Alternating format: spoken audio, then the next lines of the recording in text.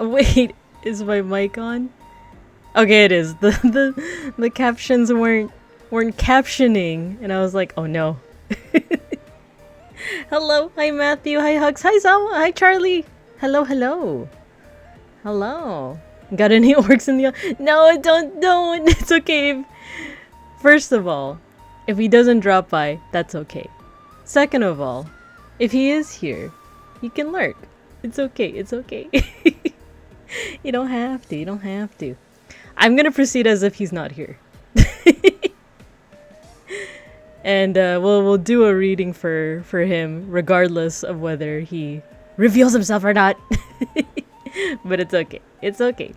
Anyway, I just gotta finish up a conversation with someone right now, and then we'll get started soon. Hey, hello everyone.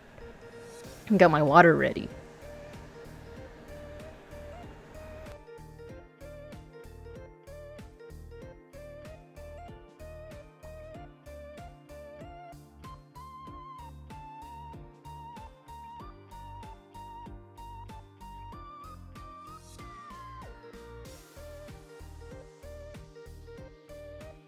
Oh my god, I forgot to tweet. Okay.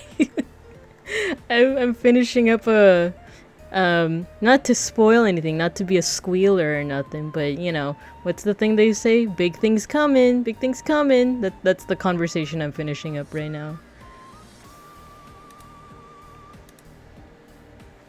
Alright, time to tweet out.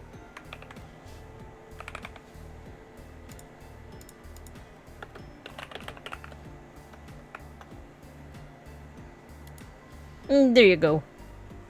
She's squealing. No, I'm not squealing. You can't make me. Hi, Owen. Hello. Okay, I tweeted out. What else do I need to do? Oh, Kurikata. You got your Momon sticker. Nice. Yeah, everyone get your stickers. Okay, I know you guys can't hear it, but I changed the alert sound to like a squeak toy, and it keeps like jump scaring me. Maybe I should change it to something else.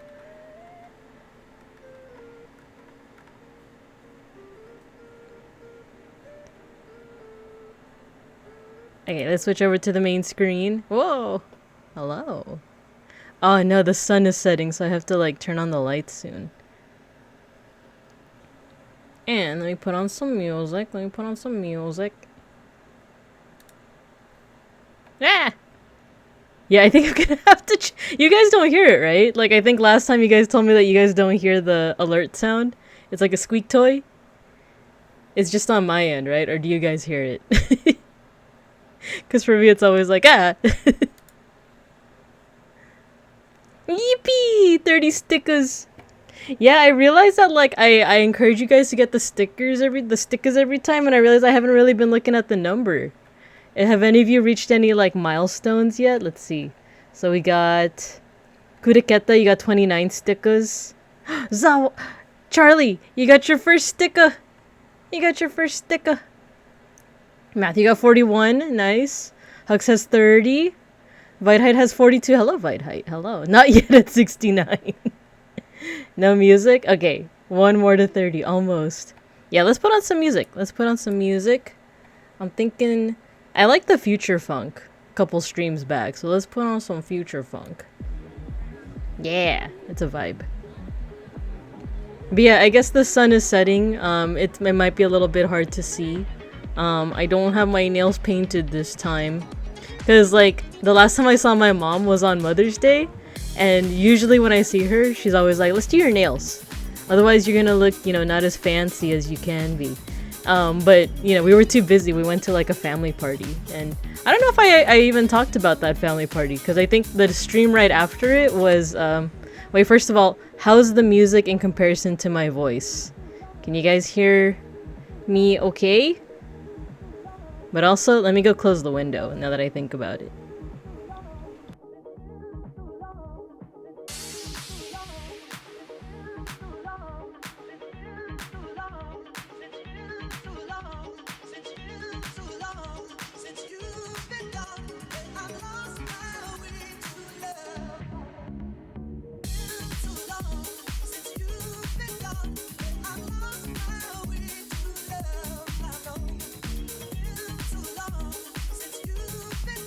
Okay, cool.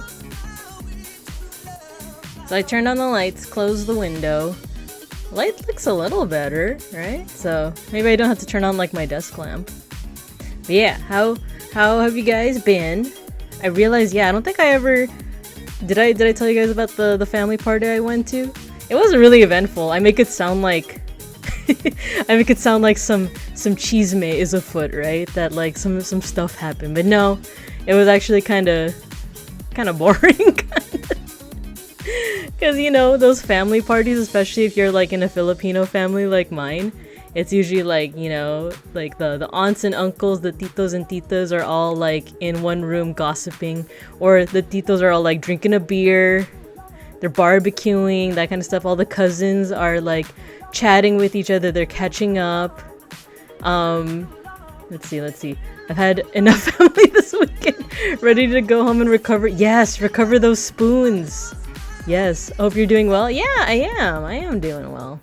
We're gonna chat for a little bit. Let's waffle for a little bit, and then we'll get started with the tarot card readings. And I was trying to think of something to do in between the readings to rest my voice. I was thinking maybe we could continue with our like model kit build from last Saturday. You know, because I finished this guy, but there's also like a mini. Oh no, his bow fell off. No, put it back on. There we go. There's also a mini bear, and there's a haro. So maybe in between readings, I'll build that. It's not too much either, so well, we'll see. Let's see. Titos and titas drink. Yep, exactly. Been good. EP today, but wanted to pop in and see you before bed. Yeah. Don't worry if you gotta head to bed. If you guys want like a tarot reading, and you know it's like, oh, she keeps waffling, she keeps talking. I want my tarot card reading now. Then I don't know. Let me know. I'll push you to the front of the line. You know. But if you're also just here to chill, I welcome that. I like having you guys here. You guys give me the warm and fuzzies. Kids be bored. Yeah, so let me finish off. Like, so the family party was like, usually it's like that, and then the little cousins, you know, they're running around chasing each other. But I don't know, I feel like the older cousins, I'm part of like the older cousin squad.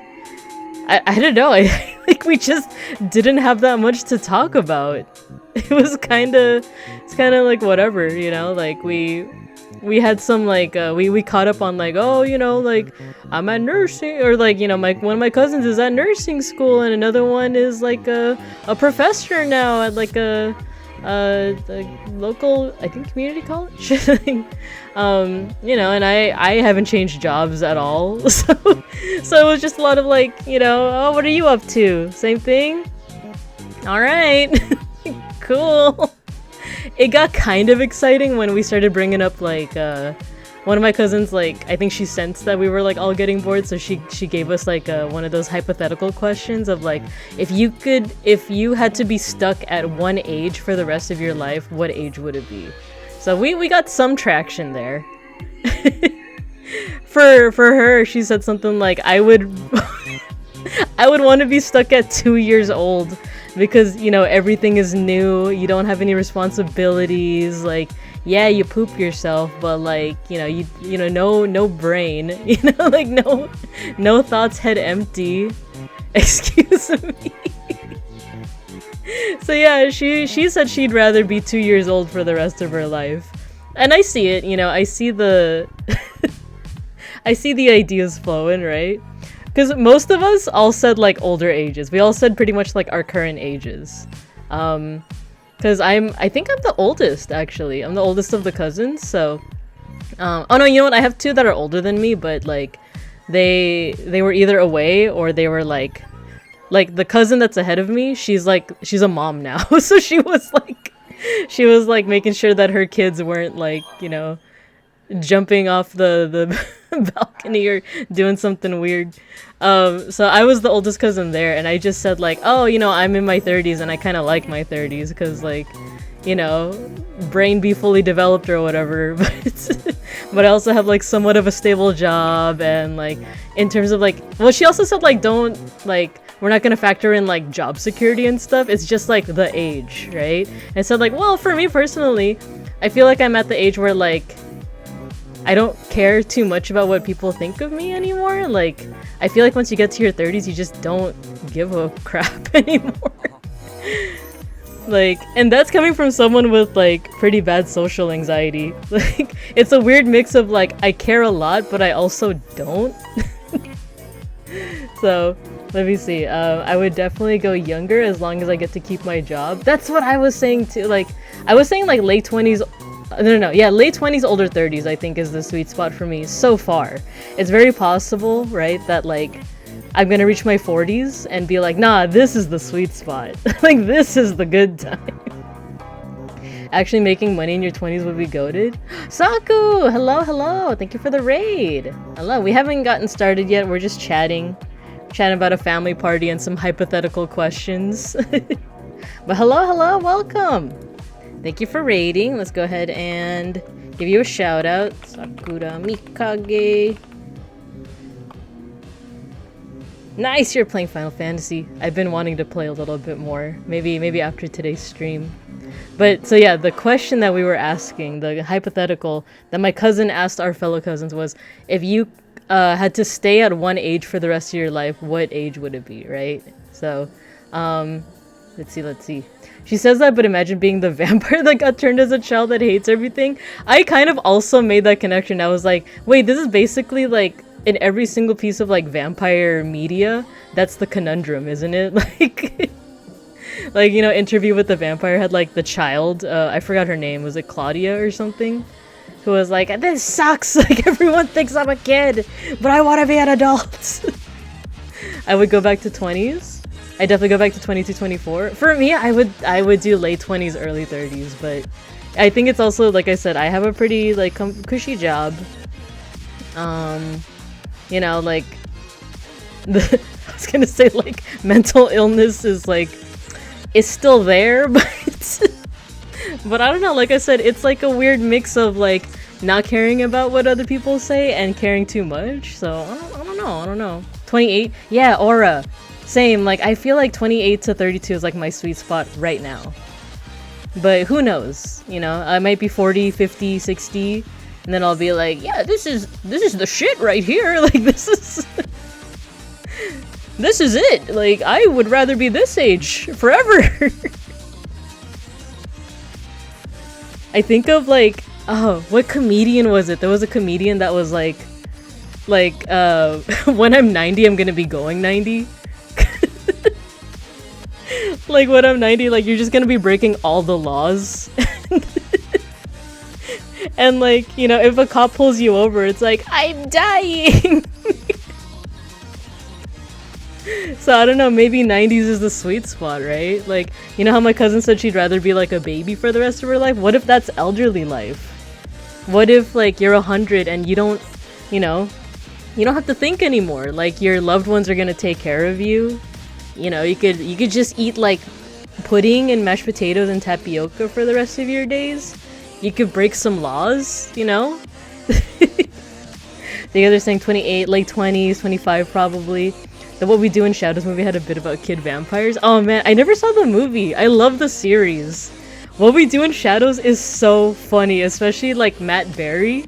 His character is so funny. Like, if you guys, like, have never seen What We Do in Shadows, it's like basically like, think of any kind of vampire media and like make it a comedy, and like it's just really good. Like, Matt Berry's line delivery is always A+, but there's like the one scene where he's like, "You truly are the most devious bastard in New York City." Like, it kills me and Beans every time. I fully recommend, fully recommend. If I can still have the uterus done, then 28 as well. Before the anxiety depression kicked in. I'm gonna grab some food. Yeah, no problem. Thank you for the raid, Saku. Thank you, thank you. I'm awaiting Bacano style immortality. You know, I never finished Bacano. Beans really likes Durarara, but neither of us checked out Bacano. I think I checked out the first episode, liked it, and then never checked it out again. The older you get, the shorter are life sentences. Wait! Aura, that's true!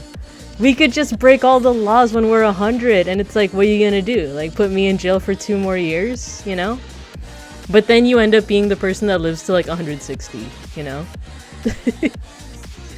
The movie's hilarious? Okay, cool. I wanna, not swear. Oh no, I swore! You're right! I swore. Bacano watch in English, one of the few best dubbed. There's a good amount of dubbed anime that I like. I was watching Baki dubbed for background noise earlier. Cowboy Bebop, and Yu Yu Hakusho, I feel like those are really good dubbed. Like, there's something very, like, visceral about hearing Yusuke swear in English.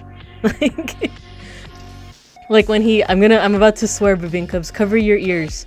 Cover your freaking ears, as they say on The Simpsons. When Yusuke is, like, yelling at Genkai, and he's like, "Listen here, bitch!" Like, I don't know, it just hits different. It just hits different, right? We know what Binka wants to do. Can you imagine, like, in like 90 years or so, or like, you guys hear of like local 110-year-old sun bear is on the rampage. She stole. Oh my god, I would be the next cocaine bear. She stole all the drugs and she's speeding and she's stealing everything, and it's like, oh, that's my teacher. That's my teacher, Babinka. She's did what she wanted. Good for her. I usually never watch dubs, but I love Bacano's dub. Okay. I think we'll check it out. Someone advances medical technology just to extend your term. Jesus. It's like, joke's on you, I'm 100. My life sentence isn't gonna be too long at all. And then it's like, we just found the cure for every disease known to mankind and old age. We're gonna inject you with it, so your life sentence is now another 100 years. And it's like, oh shucks. My innocent ears. Yu Bebop, Shampoo, Bacano. I never finished Samurai Champloo. I would watch like a couple episodes here and there when it was on Adult Swim, but I never finished it. Maybe I should. I just remember, like, we're looking for the samurai who smells of sunflowers. Golden Boy? Yes. I haven't watched it, but I've seen the infamous clip where he's swimming. Where he's swimming and just like floundering. If you guys haven't seen that clip, I like 100% I need you guys to check out that clip. It's like, just type in like Golden Boy swimming dub, and it's just a guy like swimming, he's floundering, and then like he gets up and he's like, "Well, so how do you like my swimming?" Like, with like the little sparkle. That's like, I feel like that's me with like cooking. That's like me with a lot of things. Like, I'll be like, "Oh god, like the oil is burning me," and like, "It touched my hand and it hurts," and oh my god, and then I'll cook something and then be like, "Well, so how do you like my cooking?" That's my teacher. Local sun bear accused of so many crimes. And then you guys are like, "Oh, that's my teacher, I know her." Wait, but then you guys would also be old, right? Like, you guys would also be old. You guys would be like, "That's my teacher. That's my teacher bear." And then your grandkids and great-grandkids are gonna be like, "Okay, grandma, grandparent, grandpa, let's get you back to bed." Yeah, sure, a sun bear taught you art history. Sure.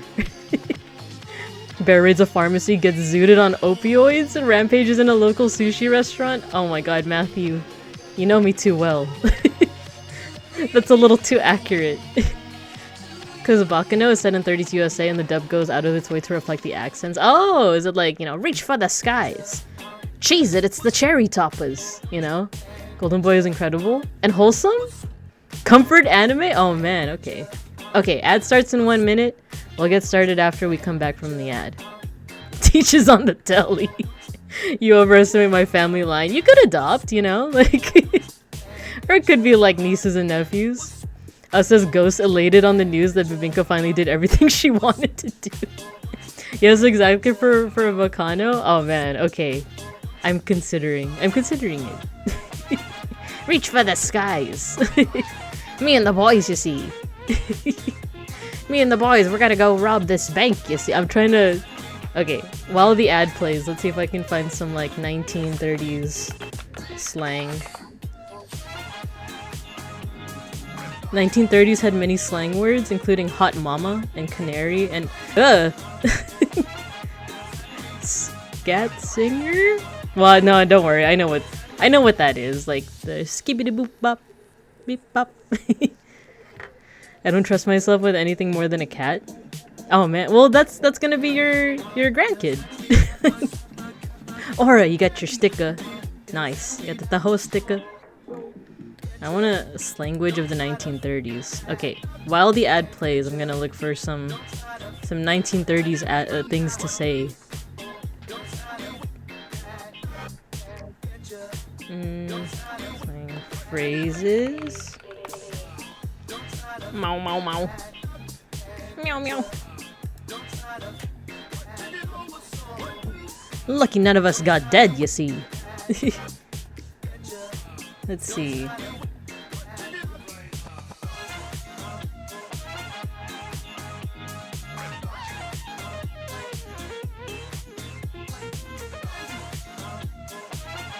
Okay, now it looks like the ad is playing.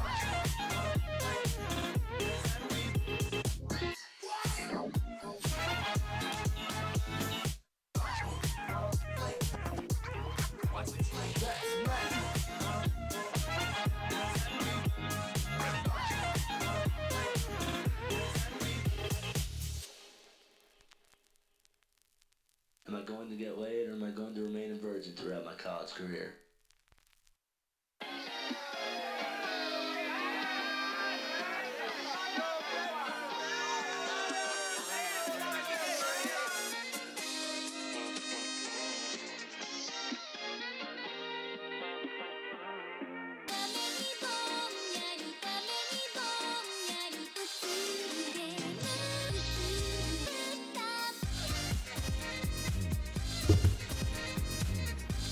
Alright, looks like the ad is done. Now I'm just trying to pull lines I know from Bakano. Yeah. Wait, so is it Bakano? Bacano? I found a couple of slang things, and then we'll go ahead and get started. But let's see. I just found like a list. I didn't get any like sentences to say. It's just like a list of like slang. So like Abercrombie is a know-it-all. A real Abercrombie, you see. The first pronunciation? Bacano? It's Italian. Bacano. Bacano. Bacano? Oh, Bacano. Okay. See, behind the grind, behind in Winstead. I'm behind the grind, you see. The Brunos, the Goons, the Hatchetmen, the Torpedoes. The Bulge. We're gonna be- oh my god, wait, this is cool. I'm looking at this site with the 1930s slang. Bumping gums means to talk about nothing useful. That's like me, that's like waffling. The Goons. No. Wait, I forgot that it's a modern slang now. No, wait, no. That's not what I meant. No. That said the Goon movie never got made. I forget it now. Oh my god, time really is cyclical. If it's like, now it's 2020s slang. Before it was 1930s slang. Like, the Goons, you see. Let's see. Oh my god, so all the slang terms for gun is bean shooter, gat, rod, Roscoe, heater, convincer. Bring out the convincer. It's so easy to say sus things on stream. I'm learning this very quickly. It's true, because like, you know, when you think of, okay, when I think of goons, like, I'm not thinking about yanking your whatever. I'm thinking about like henchmen. I'm thinking about like henchmen, like, you know, me and the boys, you see, like these are my goons. And nowadays it's like you and your what? Did I hear gat? No, I said gat like Gatling gun, you know? I imagine that's what it comes from. Streamer brain is real? The regret? No! Why? Okay, last bit of slang before we start. An attractive woman. These are all the terms for an attractive woman. You guys ready? Butter and egg fly. Hot mama, sweet patootie, dish, looker, tomato. See? So the next time you are hanging out with your honey or at a random stream, you have some names for him. Be like, hey, Dish. Yeah, yes, Owen. Dish. Hey, Tomato. Hey, Bacon, Lettuce, Tomato. Dish and Tomato, I remember. Oh, man. I kind of like Butter and Egg Fly as opposed to Butterfly. You're my Butter and Egg Fly. I understand Hot Mama and Sweet Mama, and it reminds me of, like, Johnny Bravo. You know, like, hoo-ha! Hey, Mama. I like Sweet Patootie. I still hear people say, like, you know, Cutie Patootie. I still say it. You guys, Bibing Cubs, you guys are real Cutie Patooties. Oh no, what happened? Looks like a reverse. Wait, what? Oh, I think I know why Automod got that, but it's okay.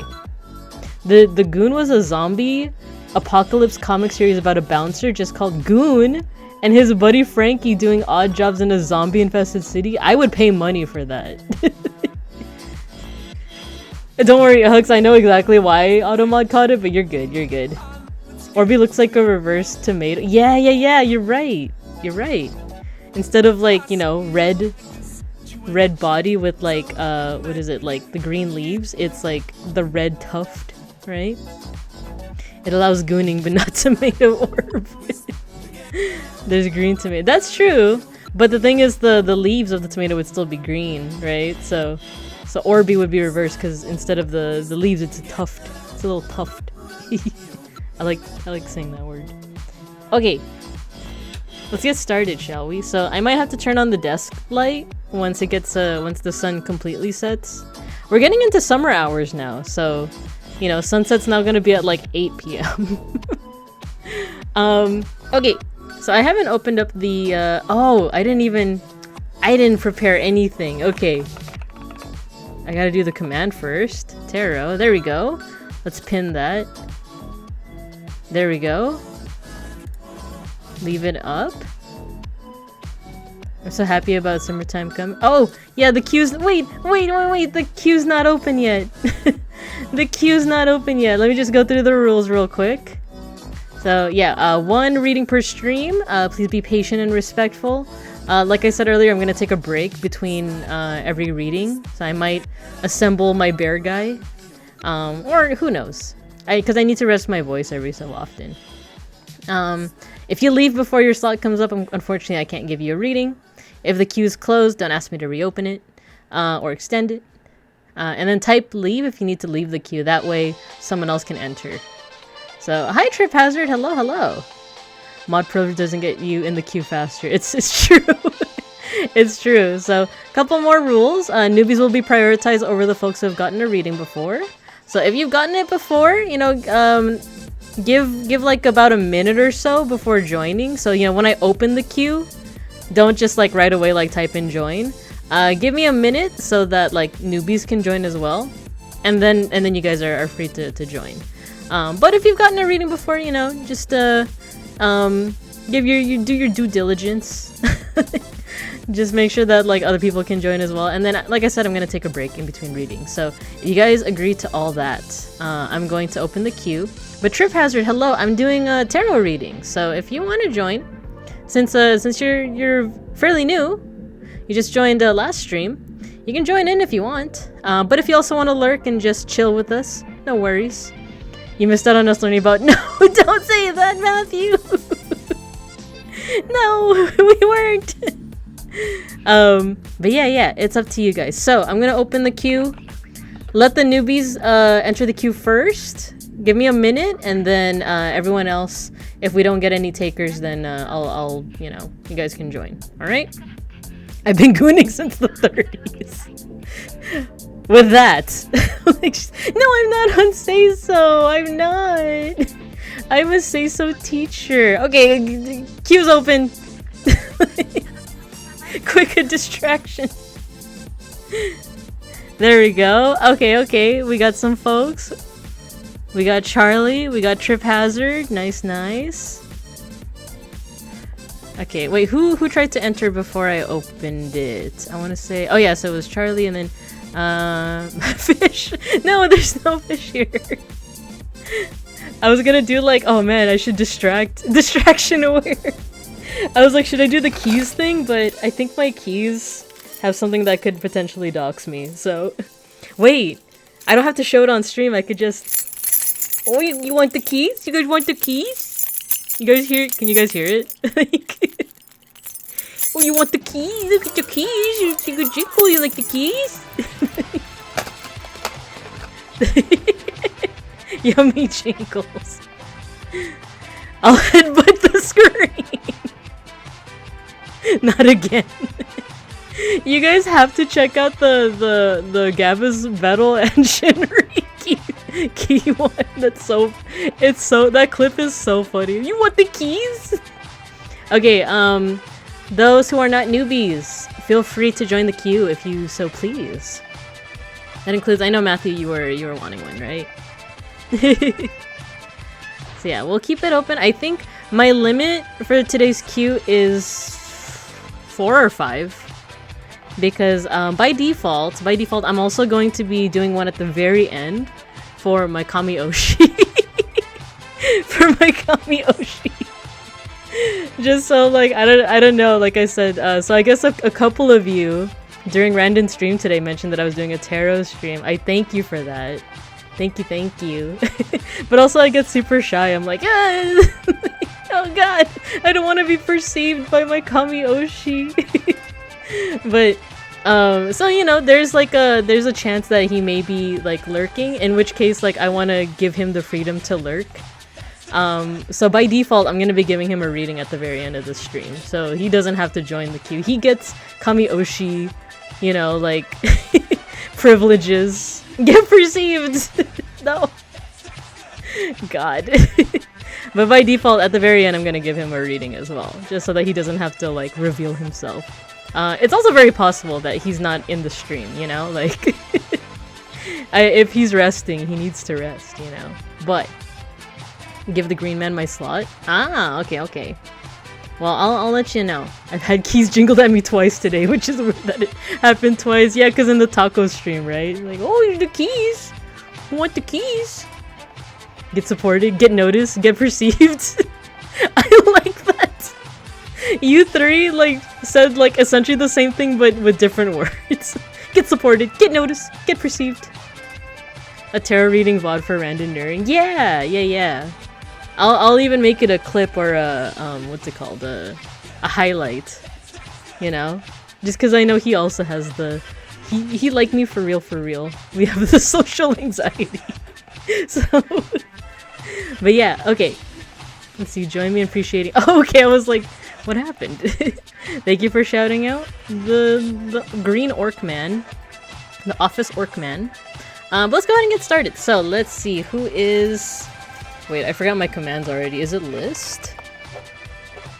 Okay, so we have Charlie, we have Trip Hazard, we have Saku. Wait, did Matthew, did you join in? Well, we have 3 so far. So let's go ahead and get started. We are going to be using our usual deck. There's a deck that I've been wanting to switch to, but I forgot it at my parents' place. It's like the traditional, what's called the Rider-Waite deck. And it has like all the traditional imagery. I've been kind of wanting to switch to that so that I could also teach you guys a little bit more about tarot if you guys are interested in learning, you know? Wasn't there more before me? I should be last before Randon. I think Matthew, you wanted to join, but I think you said you'll watch. Yeah, no worries. And that, you know, that leaves room for anyone that arrives late, you know? So I don't mind at all, because the limit for now is 5. So far there's 3 people signed up, and then, like I said, by default I'll be giving one to Randon at the end. But yeah, like more people can join. So yeah, this is a really cool, yeah, I totally planned that. Nice. So this is the Tarot of the Divine. For those who are new to my tarot streams, what I really like about this deck is that it has traditional tarot imagery, but it's mixed with imagery from mythology and folklore from all around the world. So it has Greek, Egyptian, but it also has like, Celtic, Indian, there's Russian, Chinese, I want to say. This one I'm actually not sure about this one. Gordian Knot, King Arthur. Who else? It has like Native American, Indigenous. I think this is... This looks Southeast Asian. But yeah, it has like mythology and folklore and like religions from all around the world. So you get a mix of the different kind of like the traditional symbolism of tarot, plus my own interpretation. So let's see. I'm gonna leave the room. Yeah, no worries. Take any newbie before me since I've had one a couple months back. Yeah, no worries. But it's been a minute, Saku, so no worries at all. This is a super cool deck. Yeah, I love it. We also have a little bit of a cheat sheet here. We have this booklet that has, it has the traditional meanings, but it also kind of like interweaves it with the folklore, fairy tales, and mythology. But I'll also be doing my best to provide my own analysis, as an art historian. And I also invite you guys to bring your own analysis as well. Just to do the usual spiel, there's lots of tarot readers who believe the cards to be, magic and like very influential in like a supernatural way. I'm not one of those people. I see the cards as more of like, more like internal kind of like, I can't words today, but a way to kind of like look inward, and I can't remember the word. I can't remember the word I'm looking for. But just a way to kind of direct your thoughts, for example. There you go. Introspection, yes. Introspective catalyst, introspection. Exactly. Most of the time my cheat sheet makes me more confused since it tells me in cat riddles. Well, we'll help each other out. Internalize, yeah. You guys, I like that you guys caught on that I was trying to find like, it was an IN word. I was like, introverted? No, that's not the word. Hi, Mega Bronson. Hello.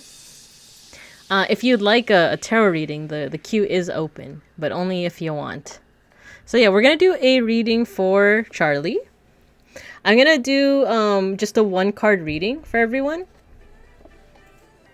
But you are welcome to like ask me to draw another card to kind of like clarify or to like, I don't know, just give a little bit more information.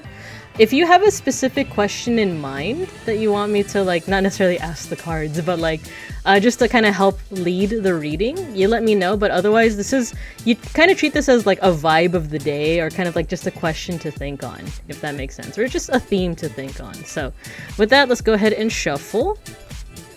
What I usually do is I try to like think of the person that I'm reading for in my mind. So, in my mind I'm imagining a cute alligator. cute alligator biologist, or biology person, right? And that just kind of helps me to find what card I should draw for you. Just a journal one is good? Cool. I'm in the middle of cooking, so if I don't respond, I can be last. Okay, no worries. Okie dokie. So there's the shuffle.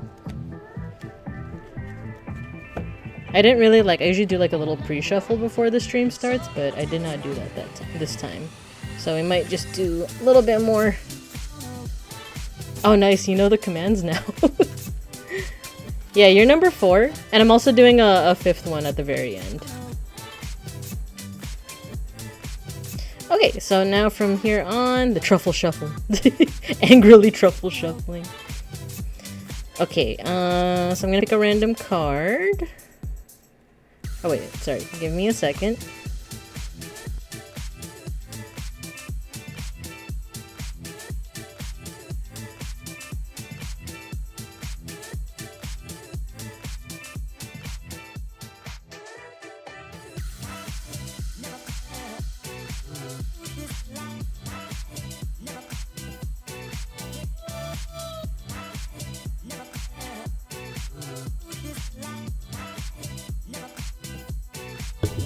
Love you more. Oh my god. um, Beans has to go, so Beans has had to go. He's visiting a friend, so I was like, okay, mute, and then he caught. I was, we do that thing where it's like, who's gonna say I love you for like last? Love you. No, I love you more. No, I love you more. No, I love you more. Aw, I think he'll like that you guys are saying bye to him. But yeah, he's gonna meet up with a mutual friend of ours. They had this friend got a stick shift car, but I don't think they know how to drive a stick shift car, so I think Beans is helping them out. Okay, so imagine in your head a cute alligator with piercings and glasses. And let's see, which card? I feel like this card. This is the one I was kind of staring at.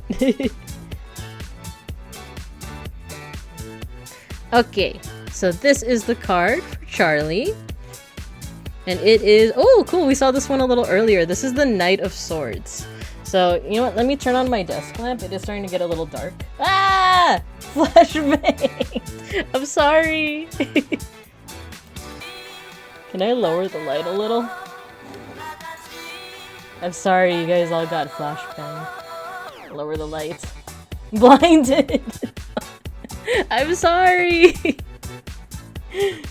I'm sorry! Okay. Then we got the Knight of Swords. This is an interesting one. I just did a... I'm sorry! not the dead Yamcha emotes. The blind of goats. This is the Knight of Swords, and what's interesting is that this is what's called a court card. Court cards are usually meant to signify either a person in your life or an aspect of your own personality.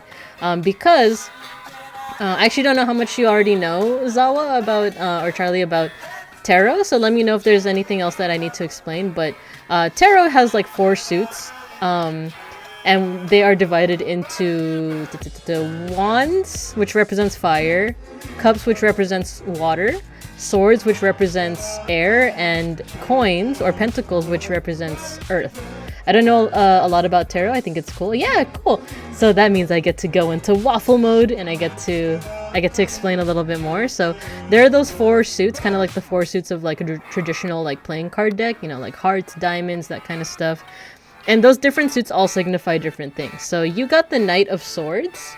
Swords traditionally represents the element of air, but it also represents your mind, your ego, your thoughts, your... Hello, Tazira Boreal. Hello. It's yapping time. I also have a little cheat sheet. Let me look at my cheat sheet as well, because the elements themselves can also kind of help you understand, like, kind of what's going on with the card. So swords represent, what do I have here? Yeah, so the mind, the ego, your own identity. It could also extend into your ideals, your belief systems, or it could even go into like conflicts, and then on larger scale, how you like your own understanding of society. So all those fancy things. I know I just listed a whole bunch of things, but that's because the other suits, the other elements, they all represent different things as well. So if you got the wands would represent fire and your passion, your motivation. If you got the cups, that represents water. Water represents your emotions, the unconscious, your intuition. And if you got pentacles or coins, that would represent like your health, your wealth, your job, like things like that. So with this, since you got swords, I want you to think about, like I said, your mind, your ego, your identity. Or like I said, it could also go into like your ideals, like your belief systems, and any kind of conflicts or like societal pressures you might be feeling. And then what does it mean that it's the Knight of Swords? So this is, like I said, this is what's called a court card. If you imagine like a playing deck, you know how there's like the king, the queen, and the jack of like the jack of hearts, the queen of spades, that kind of thing. This is the Knight of Swords. Knights usually have to do with movement. Like you're moving like the element of your choice from one thing to another. So if we're thinking about your mind or your ego, this is like kind of a progression of either your mind, your ego, your ideals. You're moving it from one place to another. So this is as opposed to like there's another type of court card called the Page. The Page is where that's like the spark society. Not society. We live in one. But you might feel that. Well, I'm just gonna go off of like the traditional imagery, and then we'll analyze the picture a little bit more, and then we'll refer to the book to see like what specific folklore or mythology or religion this is referencing. So like I said, movement, your mind, your ego, and your thoughts. So this might just signify, like fast thoughts or fast kind of like progression with your thoughts or your mind. Another thing with court cards is, like I said at the beginning, this could represent another person in your life, or it could represent an aspect of your own personality. I think first, try and think of if there's, it's everywhere. Try and think if there's someone in your life that embodies this idea of like fast-moving mind, fast-moving ego. Like that there's if you look carefully at this picture, there's this rider who is on a horse. The horse isn't standing still, it's like going. It's going fast. And in fact, it's going in a diagonal. Like, and it's going so fast that it almost feels like it's cutting into the meta of the card, if that makes sense. Because look at these clouds. It's almost as if like it's going into the card, or it's progressing beyond the card. It's fast, basically. They're schmovin'. Exactly, Hux. They're schmovin'. So things are basically going very fast for this person. It could be someone that is like progressing through life at a very fast speed, or maybe they're progressing at their job, or they're progressing at something at a fast speed. This could be really good, or it could be really bad, because don't rush, you gotta look before you leap, that kind of thing. Moral of the story, be a horse, gotta go fast. But yeah, as you can see, like the trajectory is very fast. The figure on here, I can't quite nail down the motifs, but they look either Central Asian, like Mongolian steppe, the nomadic populations of that region, or it could be Southeast Asian. There's something about this headdress that kind of reminds me of like Southeast Asia. Let's see. You do see some building. You know what? The buildings kind of look Thai, or they look Southeast Asian. So I'm gonna go with Southeast Asia. This person does look like they're dressed like kind of fancy, They have what looks like a crown. They have this like very decorated kind of clothing over here. So this could be someone of high status that's already kind of like schmoovin'. This is supposed to be a knight. They could be like a warrior or someone of like high birth, like going forward. This is comforting because I've been trying to get my life going in a better direction. Nice, there you go. So even though court cards can usually be like someone else in your life, it could be an aspect of your own life. So you might be feeling like you want to be this person. You want to progress in a really fast direction. It could also be that you're already at this trajectory. You're already the person on the horse, and you might not even realize it yet. So for a little bit of additional background, let's go ahead and look at this little book and see what tale this is based off of. So this is the Knight of Swords. Oh, it's Malaysian! Okay, cool. We're learning something new. So this is Hang Tuah, Malaysian legend. The Knight of Swords is a strong and assertive warrior. Hang Tuah, an intelligent soldier, is unafraid of leaping into battle and employing unconventional techniques to win. He is rebellious, loyal, and a fierce champion. So upright, this represents intellect, bravery, confidence, and being action-oriented. Reversed, you didn't get it reversed, but in case you ever encounter it reversed, it could show rudeness, bullying, an inferiority complex, or passivity. Or being passive, essentially. So yeah, this person is very much... I don't know too much about the tale of Hang Tuah, but if you guys want to look it up, we could do that together. Hang Tuah. Ooh, very cool. A semi-historical Malay annals, Sejarah Melayu.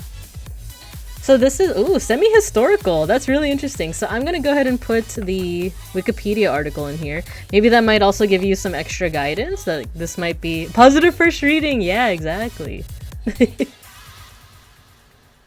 So when they say like semi-historical, so maybe something like, what's it called? I was gonna say like King Arthur. I feel like King Arthur might be more... No. I think King Arthur would be semi-historical. But same with like Buddha, Jesus. But they also lean more towards historical. So...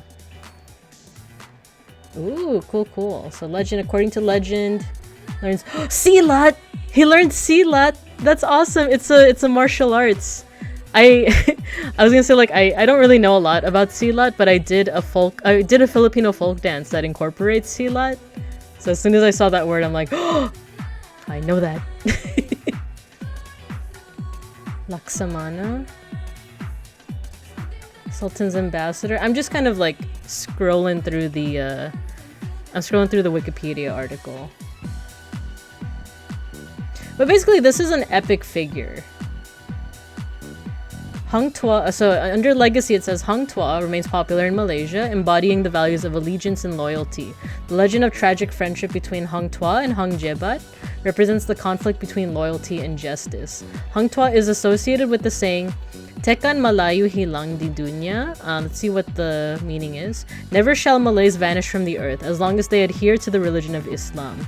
The saying is a rallying cry for Malay nationalism. However, there is no historical record attributing that saying to Hang Tuah. So he seems like a pretty revolutionary type of guy. Like as a Filipino who has studied art history, we have some equivalent figures as well. So this is very, very positive. So like I said, if Charlie, you're kind of like imagining yourself in kind of like a similar situation in which like you kind of feel like you've been wanting to get into this into a better direction. If you feel like you're moving fast, this is saying that like you're on the right track, especially since it's upright, right? Another thing is that like this guy is battle ready, but with swords and the element of air, there's also an aspect of your intellect.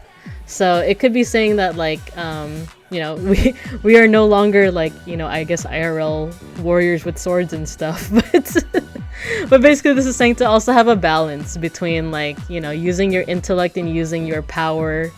Let's see, what else? Let me know if there's like, I don't know, if any part of this analysis is kind of touching on, certain themes that you've been thinking of or going through. Or not, if you feel like you don't want to like, I value your privacy as well. But, I'm also trying to think of like other ways to analyze this. I'm just really struck by the cloud. Speak for yourself, Ivinka, I have a sword. I mean, yeah, that's true. There you go. Almost the same sword as Randon. Oh man, I've been really trying to get into the groove with streaming, so it makes me feel like I'm on the right path. Oh, there you go. So like, this leads me to believe that like usually when you say something like, oh, you're in a fast trajectory, it could feel like a whirlwind, especially like, this is associated with air. It could feel like a whirlwind, and it could be very confusing. But once you get the hang of it, like this guy is completely in control of. Oh, you know what? I didn't even notice that he's holding a kris. Or I don't know if it's called something different in Malaysia, but in the Philippines, there's a sword that like kind of resembles this. I think it's a kris. So this is saying that like, yes, there's going to be like whirlwinds, but you are in control of the reins of this horse here. Oh my gosh! Wait, what if you are? Hang Tuah, and your streaming or your ambitions are the horse. That's another way to read it, right? You are in control, and yes, the horse is going fast. So fast that it's bending the fabric of this card, of space-time. But you're on it, you're armed, you're ready, you have what it takes, and you can schmoove. So yeah, I think that's the analysis that I'll land on for now. But you let me know if you have an alternate analysis. Also, anyone else in the chat too, if you also want to provide like an alternate analysis, you totally can. Don't feel like my word is the law. Yeah, you got this. You feel like you gotta ask a new question? Oh, no worries. Thank you for the reading. Yeah, of course. All right, so like I said, I do want to do some kind of break in between the reading. So, but I am wondering, like, should I do the what's it called, the model kit building? A big stretch. Thank you, Tazire. Big stretch. I'm gonna drink some water too. Oh, and thank you. You got hydrate, don't hydrate.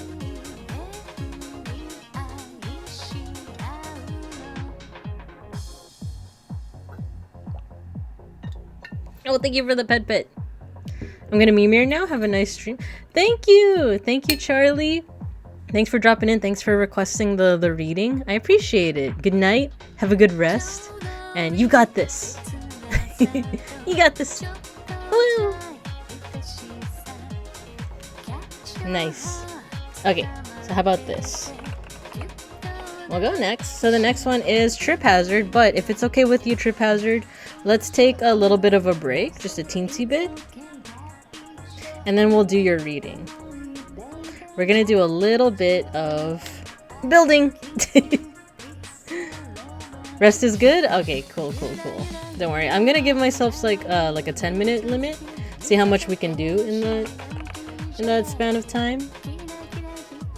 Nah, actually I won't change the category. That's fine.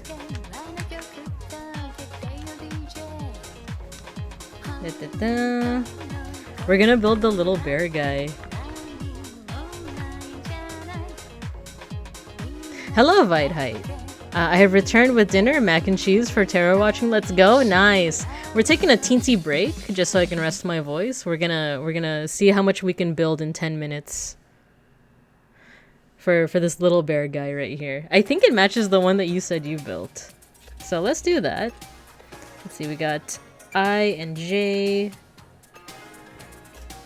Look at the colors for this one. And actually, you know what? I think I will change the category just so that people don't come in and they're like, wait a minute. Yeah, let's change it temporarily. And then remind me when we get back to tarot to change it back to tarot.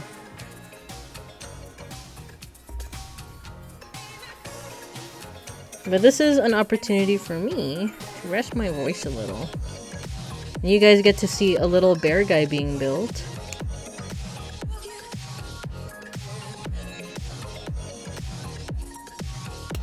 There you go.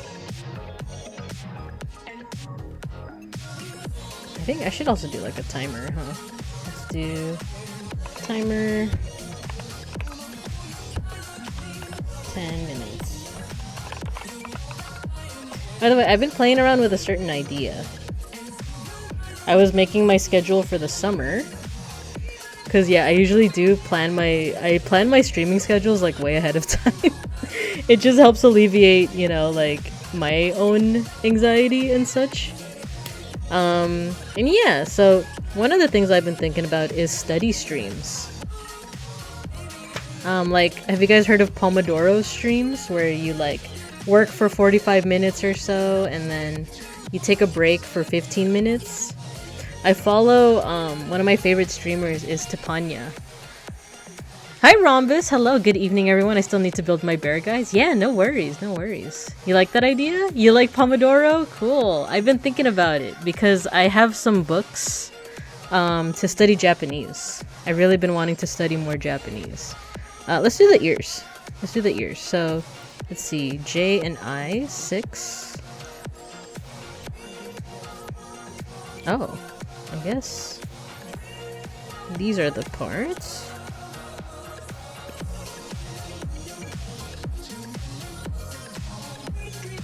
But yeah, the only thing is that like you guys wouldn't be seeing my like Japanese booklets. I don't know what the legality is with like, you know, showing a book that you purchased and like just showing it on stream, because I did have these thoughts of like I have some storybooks I would like to like show you guys because I love the art. I don't know if people would read that as like infantilizing you guys because I already treat you guys like I think the funny thing about our dynamic as streamer and chat is that like at times I treat you guys like a preschool class where it's like, okay guys, it's nap time. But other times, like, you know, I talk about art history, so I treat you like a community college class. So it's this little, hey! See, that's what I mean. You guys are throwing things at me. So at any given point, you guys are either yeah, you did just jangle keys at us. College kids need naps. It's true, nap time is a very community college. You guys are right. You guys are right. But I was also thinking, like, you know, would story time be too infantilizing, you know? Would it be too like I'm babying you guys? We're gonna have story time. But the thing is, it's not like kids' books. It's books. Okay, technically they are kind of kids' books, but they have cool art. That's why I want to show it to you guys, because they have really cool art. Okay, let's put the ears here. And I just want to show you guys the cool art. It sounds like a good time? I don't think so. Okay, no, I want the stories. Okay, consider it done. Get in a circle, do crisscross applesauce. Now I feel like okay, you weren't infantilizing us, now you are. Oh yeah, we have stickers. Put on your listening ears. Use your inside voice, guys. Oh my god, like I think I told you guys that I've taught all the other grade levels. Like my regular job, I teach middle school. Stickers! Yeah, for my regular job, I teach middle school. But my first teaching gig was... Wait. There we go. My first teaching gig was a volunteer position at, like... For like, a summer school. Wow, flower!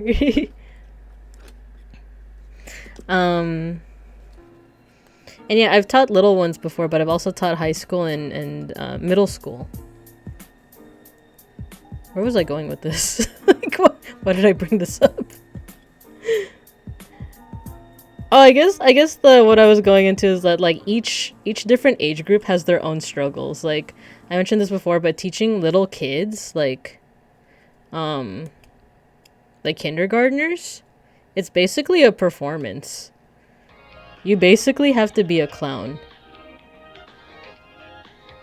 And you also kind of have to, like, I guess, you don't have to, but sometimes it is better to, like, also talk in that certain way of, like, alright, kids, so, like, let's go over the 3 big rules for the day. Like, you don't have to, but, you know. For teaching, sometimes it just works like that. Like Gavis Battle. Kind of. Something that would be funny, reading high school level books like you're reading to a group of preschoolers, including stopping to show the page at the end of each one, even though it's all just text. We're more alike than you think. College kids also want nap time and juice box when we get agitated. It's true. It's so true, though.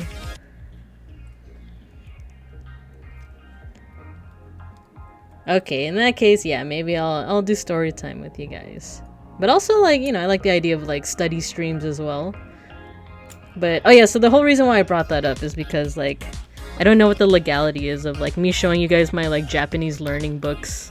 I don't know if, like, you know, Genki Incorporated is gonna come after me and be like, you can't be doing that. They didn't, your audience didn't pay for those books.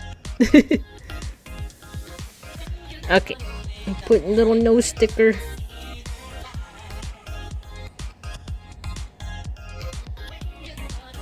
There we go.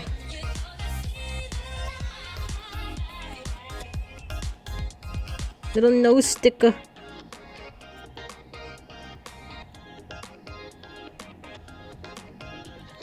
Textbook company sent some sent some hired what? Nah, I know she. We were just talking about it.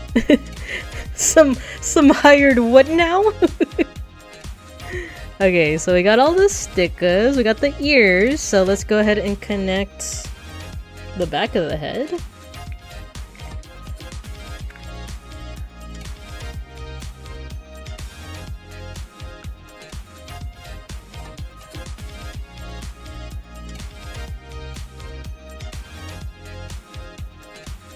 Did you miss your reading? No, yeah, we're doing a little break. I'm gonna start doing this thing where I do like 10-minute like breaks to save my voice. I know I'm still talking, but I don't know. I feel like this is fine. Maybe I should have like a little like thing on the screen that says like I'm on break. So yeah. But thank you Trip Hazard for well, thank you chat. You guys always like catch each other up, and I appreciate that. Okay, we got the head. So no head. And you know what? I feel like that's a good pause point for now. Though I will show you guys the book that I mean. The book that I'm talking about that I want to show, that I want to do for like, you know, pseudo story time. And then we'll get back into the readings.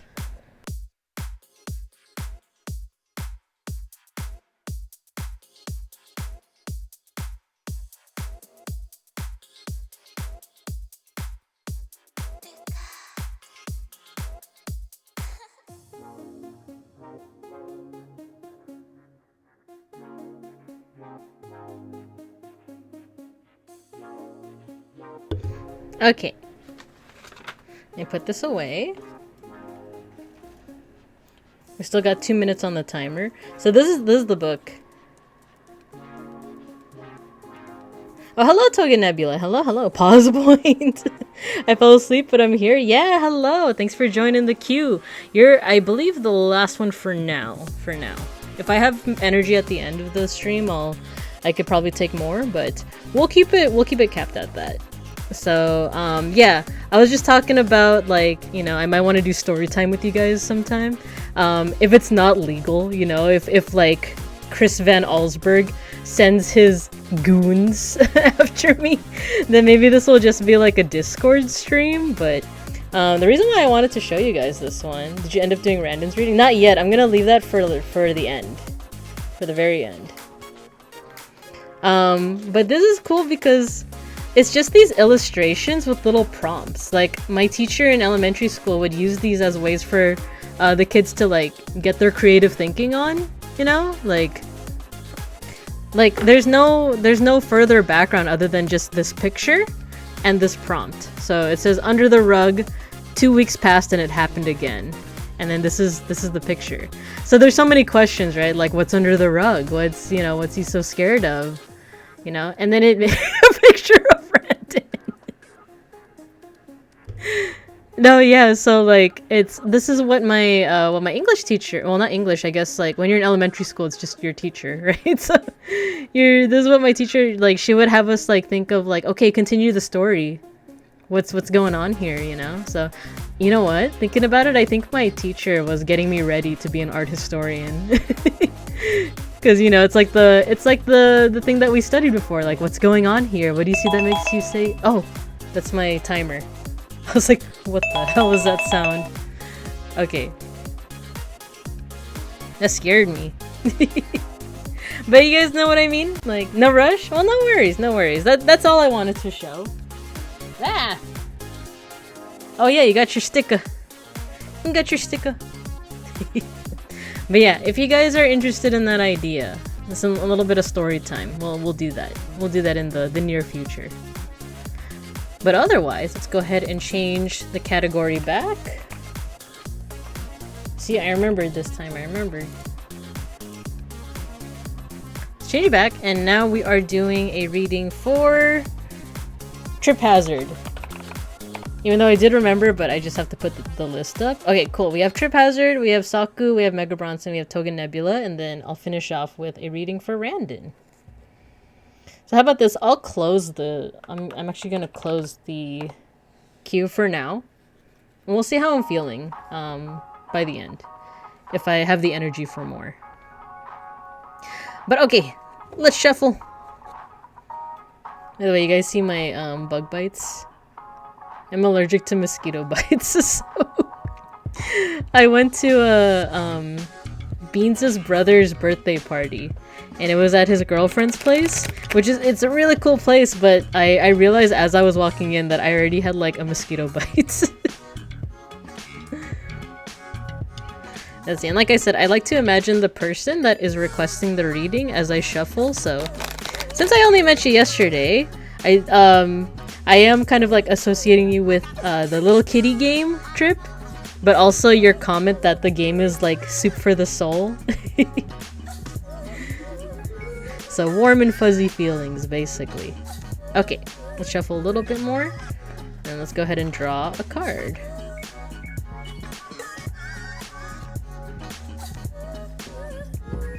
Okay. Mire, hello. Granted by a purple goat. Oh man.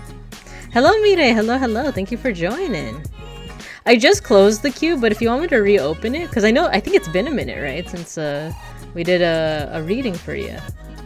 You bought new decks? Awesome! By the way, you guys should check out Mirei.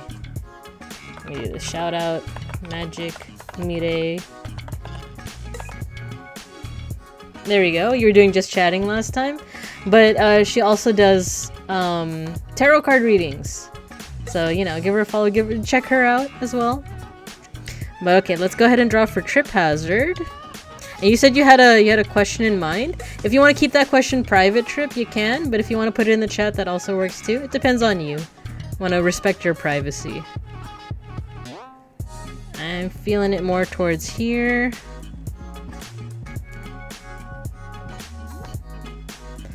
Here? I feel like your card is hiding here. That's what I feel. Let me go with this one. It's about Twitch and just how fast it's been going. Ooh, so you're also kind of like thinking about stuff like trajectory. It's kind of scary. Ah, okay. Oh yeah, because you said you streamed this earlier, or not this. You streamed Little Kitty Big City as well. So you are a fellow streamer. So you're thinking about kind of how fast it's been going and how it could be a little intimidating. So let's see what this says. Oh, interesting. Okay. So this is coins. Trip, also let me know how much tarot you know. I can also go into more detail, or I could just kind of go off. Like if you already know a little bit about tarot, we could go off of that as well. But this is an interesting one. It looks kind of sad at first, but let's analyze it a little bit. So this is the 4 of coins. I think I'm familiar with the tale that it's telling as well. I need interpretation? Sure. Yeah, everyone gets interpretation, but I guess knowing your prior knowledge helps me as well. The deck I have is pretty, yeah, this is an interesting one. It's called Tarot of the Divine, and it mixes folklore and mythology with kind of traditional tarot symbolism. So yeah, this is the 4 of coins, and as I mentioned before with Charlie's reading, there's 4 different suits. Coins represents the element of earth, and that represents everything that is kind of in the physical world. So what that means is your money or your financial situation. I usually say health and wealth. So wealth as in your money, your financial situation, your job, and health. So your physical body, essentially, like your wellness. Let's see. I also have my cheat sheet.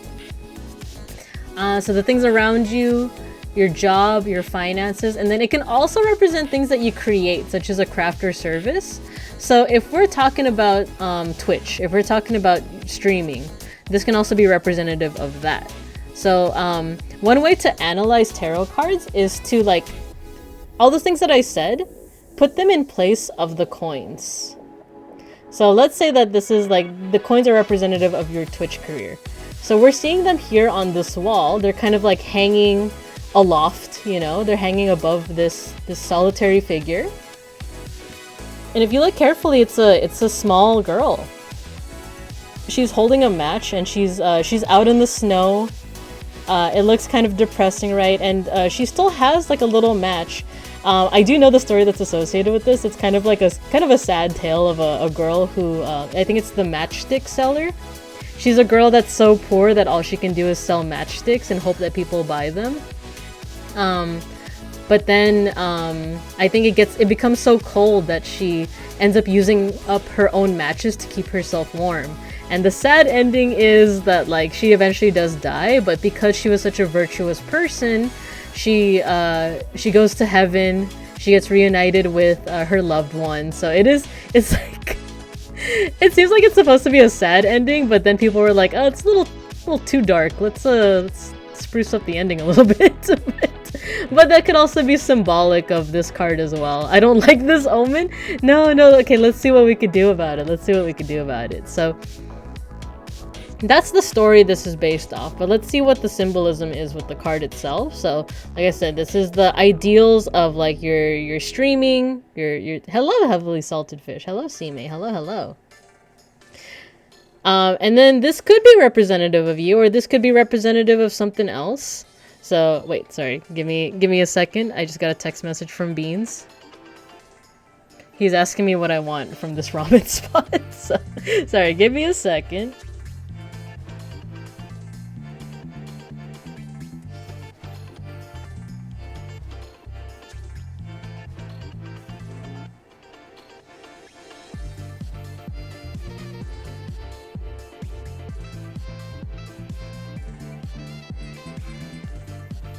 Okay. You just woke up from a 5 a.m. nap? Oh man, I hope you got enough rest though. Ramen. Stop shrimping? Thank you. I got this card too a while ago. I think it's more of a warning on your current situation. Ah, so there you go. So there's someone who already got this card in the past. The 5 of coins. What does this usually represent? So yes, so like I said, it could be like your streaming career.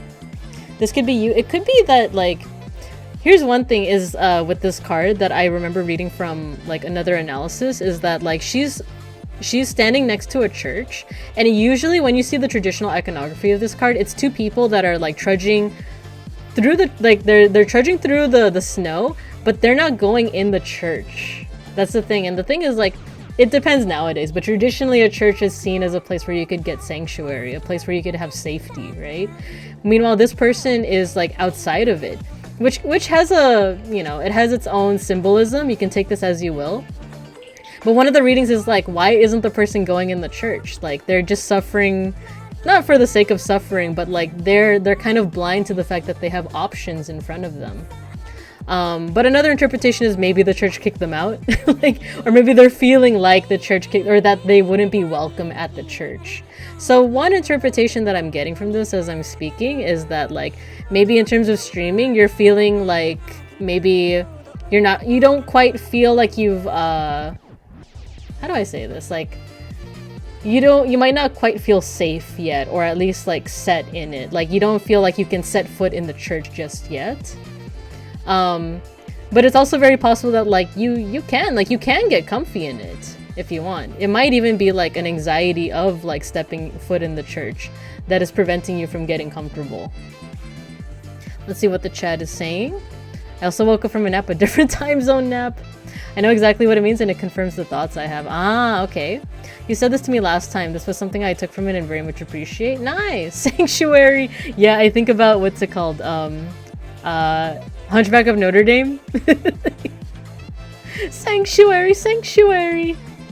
Something about how the community can provide help when you need it. You just need to look for it. Yeah, that's another thing, is that like, the church is like, in terms of this card, it can represent the community. It could represent the fact that like, you don't need to be suffering. You could be like, you could accept the help of other people. So thank you Mega Bronson for kind of providing a little bit of extra context to that. Let's go ahead and refer to the booklet and see what else we can gather from that. So 5 of coins. Ominous Latin chanting in the background. So this is the Little Match Girl, Denmark, Danish fairy tale. The 5 of coins represents financial hardship and feeling left in the cold. The little match girl needs help, but no one is willing to help her. She struggles alone despite her proximity to a force that could potentially help her. So that is the church. Yeah, that's the church. So upright, recession, adversity, isolation, unemployment, or ruin. Reverse, paid debts, improved finances, positive change, acceptance, and recovery. So... and then let's see what you have to say. So thought 1, I'm still building and it's scary. I feel like a fraud sometimes because I got affiliate in 2 weeks. Oh, nice. Good job. Thought 2, work is scheduling me in a way that I can't stream as often. It has me worried that I won't be able to stream. These are all super valid. These are all super valid, that like, yes, like, you have a little bit of that, what's it called? Imposter syndrome, right? That like, do I deserve this? Like I said, if we're making this comparison to like the church or the coins themselves are representing your streaming career, it's like, I feel like I don't have any right to be stepping foot in it, you know? And yet here she's suffering, but she doesn't have to be. She doesn't have to be. She could just walk in the church and, you know, get the support that she needs. To kind of go off of that, you're also saying that work is scheduling you in a way that you can't stream as often. So that I totally get, because there's the worry of like, oh no, if I can't keep a consistent stream schedule, then my audience might not be there anymore, right? I think it's one of those things that you said that you got affiliate in 2 weeks. Does that mean that you also started like not too long ago? Like you started streaming like maybe a month or 2 ago? Because that's a really good trajectory. That's a really good trajectory, and but I also see like kind of the fear that you have. The only advice that I can give because I'm definitely the kind of person that I need to have a consistent schedule, or else is like just knowing your priorities and knowing that you can take a break. There are plenty of people who have a consistent schedule, but it's only I started in late March. Oh, nice! And you already got affiliate. Good job. Trip, there's some folks in the chat and myself who occasionally mention another streamer by the name of Randon Nuring. A lot of us know each other because we're fans of this streamer, and the thing with him is that he has a pretty consistent schedule. He always streams, Wednesday, Thursday, Friday, Saturday, Sunday, 10 a.m. However, there are times where he can't. Never heard of him. Church. No, stop summoning him. I don't want to be perceived. But I guess my point with this trip is that he does have a consistent schedule, but there are times where he doesn't stream. Like, either he'll tell us ahead of time that I'm not feeling well. He has to help his relatives. Sometimes he doesn't give a warning at all, but that's okay. But despite all of that, he still has a pretty consistent audience, So, as long as you're transparent with your audience that, look, I can't stream today, but, here's my usual schedule, I think that can be really helpful to your audience. Because for me, that's the thing, you can be consistent, you don't necessarily have to stream every single day. Brandon, are you seeing this? No, stop! He's a wood elf, I think, actually. He sleeps a lot. He's like a goblin YouTuber. I suppose. So going back to the whole streaming stuff, he's kind of a short virtual. If you can only stream, no ad break, no. I'll type out some stuff in the chat. Maybe a gnome, not sure.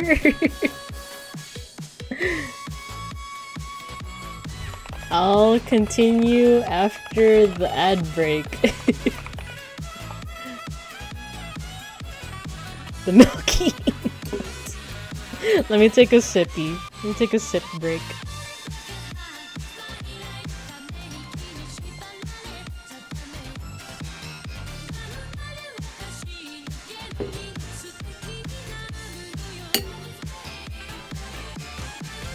The music is a little bit loud in my ear.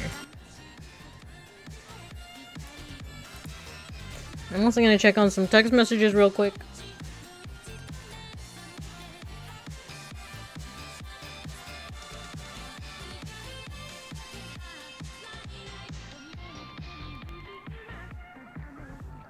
Okay, we're back. We're back. Okay, where was I? You can be consistent. That doesn't necessarily mean you have to stream every day. If you're consistent and you stream, also I read more on Pentacles. Nice, nice, nice. Yes, please do your own research as well. I think that also helps. What's weird is the last time, at least, I haven't gotten ads. Did you get a gifted sub? Well, it says here that you have a Prime sub, right? Yeah, you have a Prime sub. So maybe that's why. Been affecting my streaming too. Yeah, and that's fair. That's a thing that happens. I've been getting more sick this year. I don't know, usually I'm only sick once or twice a year. This time I got sick 5 times. So but you know what, if you can only stream 2 to 3 days a week, as long as you do it consistently, as long as your audience knows that at 6:30, name your time zone, you're always going to be streaming, then that'll help. And then if you can't stream, letting them know through either a Discord or through Twitter. I started with Twitter first to inform my audience when I couldn't stream, and then I moved to Discord once I had a big enough audience. So that helps, just being transparent and having a consistent schedule. I know that's very streaming 101, but it helps. There are also streamers, of course, who don't have a consistent schedule, and they also have a big following, which works for them, right? But what's helped me is being consistent and being transparent. So I don't know if that helps, but in terms of this card, this is saying that you can reach out to your community. You have every right to set foot in that church, basically. So I had to temporarily move in with my mom and help her get her kidneys removed. You are doing fine. Yeah, there you go. We have a lot of fellow streamers in the chat as well. So yeah. But let me know if you have any questions, Trip Hazard. Let me know. Beans texted me. He's gonna get me some ramen, but this ramen place also has curry. I've been craving curry recently. Can I get a context card? Sure. Let's do it. I'm feeling something towards the beginning of the deck. Actually, I think the top card. Top card might be it. Ooh, interesting. So this is the Six of Swords.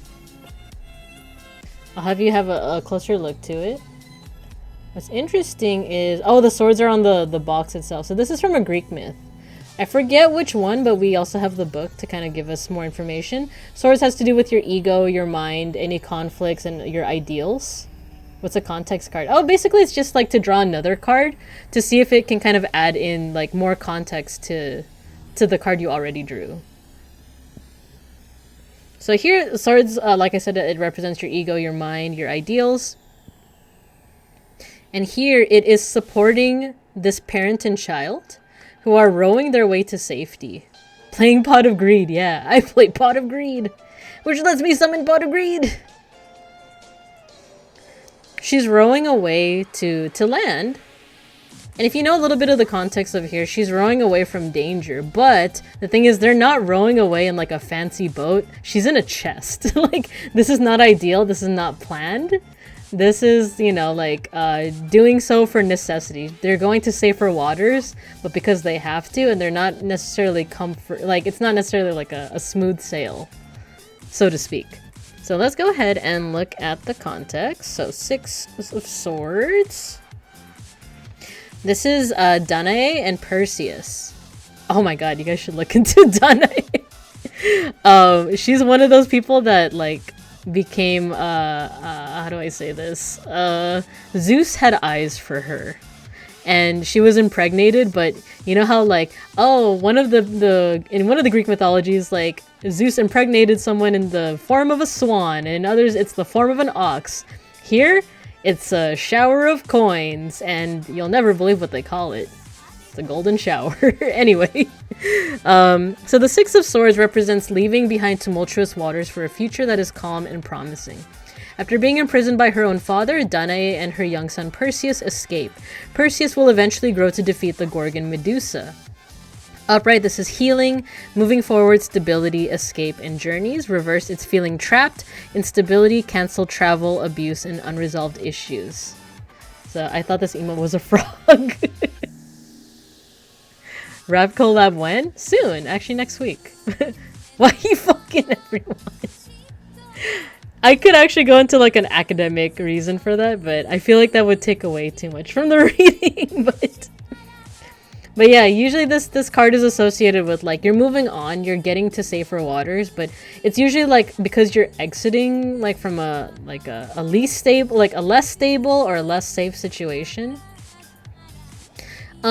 And then here, I think what's really important is that she is carrying Perseus with her. Perseus is destined to kind of become a hero.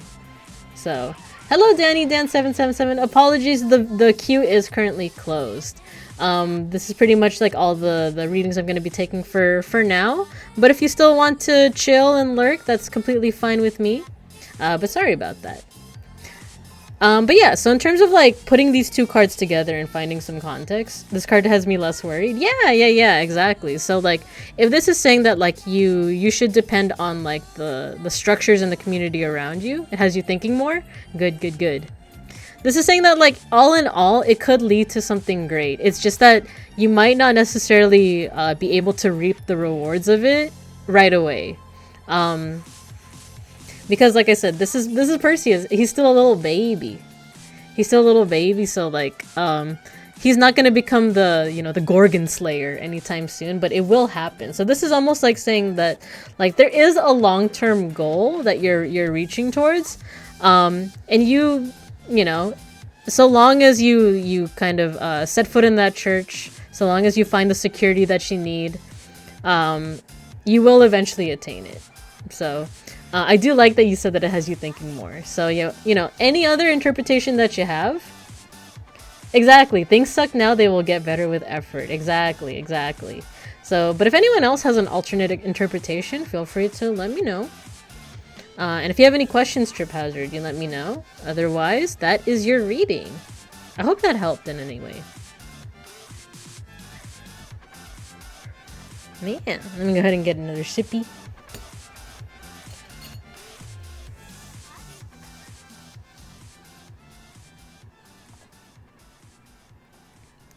Gotta go, Mimirs. Take care, Binka and Bibin Cubs. Yeah, thank you, Hugs. Thank you for dropping by. That was really cool. Thank you. I appreciate that. I appreciate that. But alright, in that case, let's go ahead and shuffle these back into the deck. Yeah, good night, Hugs. Thank you for dropping by. I appreciate you. Okay. Let's see who is next. Thank you so much for letting me do a reading for you. It's Saku. So are you okay, Saku, if I take a little bit of a vocal break? I'm gonna go back. Kita! I'm gonna go back to building our little bear guy.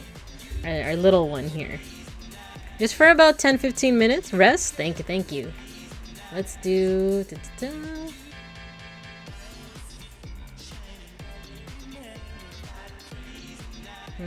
Let's see. Timer. 15 minutes. No, 10 minutes. 10 minutes. It was 10 last time.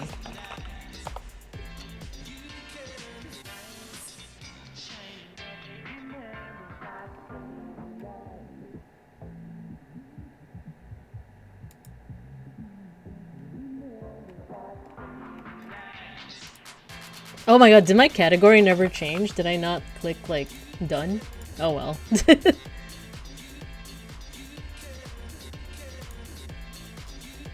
Okay, so now we're gonna make the legs.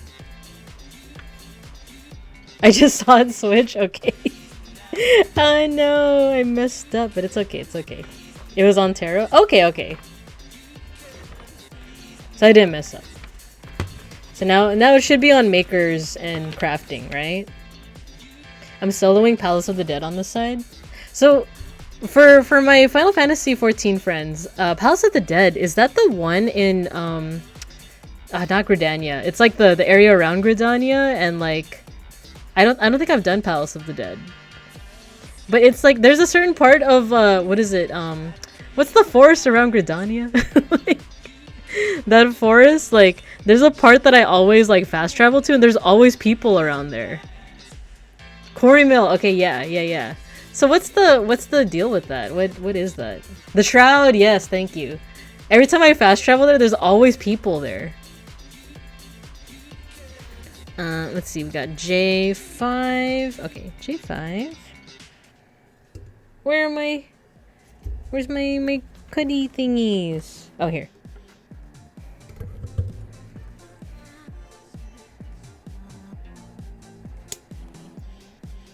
Oh, this is kind of flimsy. It's kind of small. Oh, this part fell off. It's okay.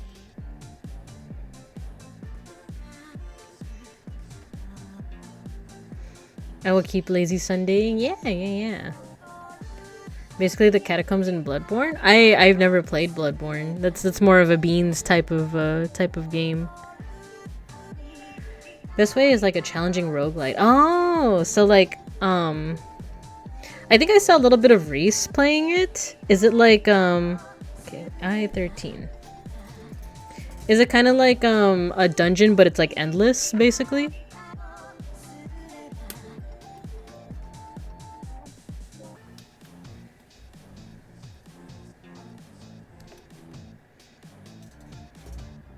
I just realized you said you're soloing it. Oh my gosh. There we go. We got the belly. Oh, we need some of this. I'm realizing with the strong lights you might not be able to see everything I'm doing, but we do our best.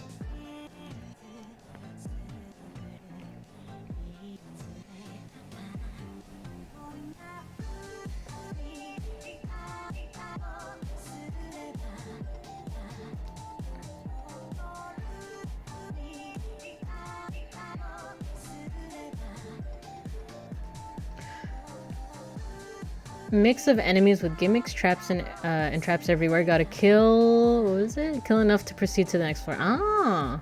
I was in the party with him the first time. 200 floors for this one. 200 floors? Every 10 floors you can stop. I still need to do Heaven on High. I've never done it before. Is that the same? Is that like something similar, Togen Nebula? Like it's another version of Palace of the Dead? Has its own save system.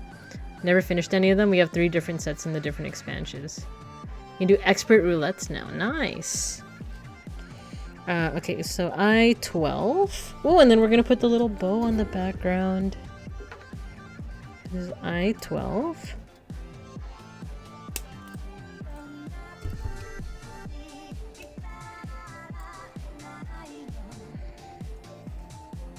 And then we need J1 and I7. Oh, it's the little tail! Look at the little tail.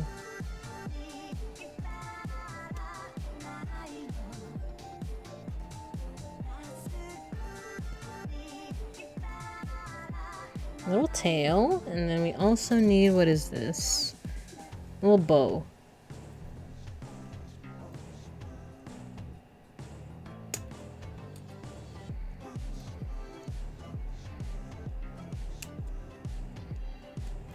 Yeah, okay. So we have the chest. We have the back. Put them together.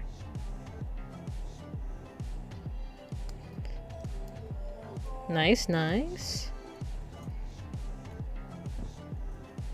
Sorry if you heard that burp. We have a bow. Cute. And we have a little tail.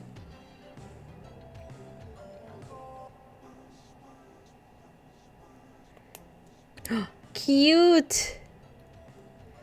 We have a little body. How much time do we have left? 5 minutes, okay. Oh, and the rest is just the arms. It's just the limbs. So let's put that aside here.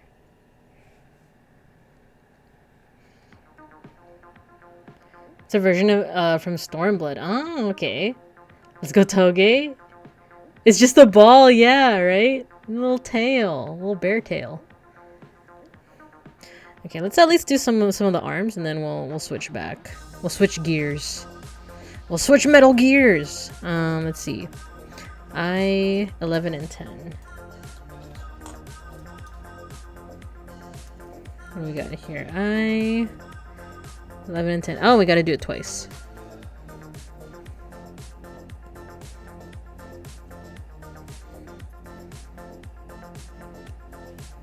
This is 10. I like the arm.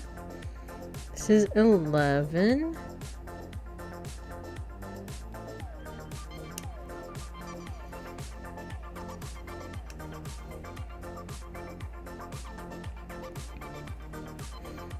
Let me do it again.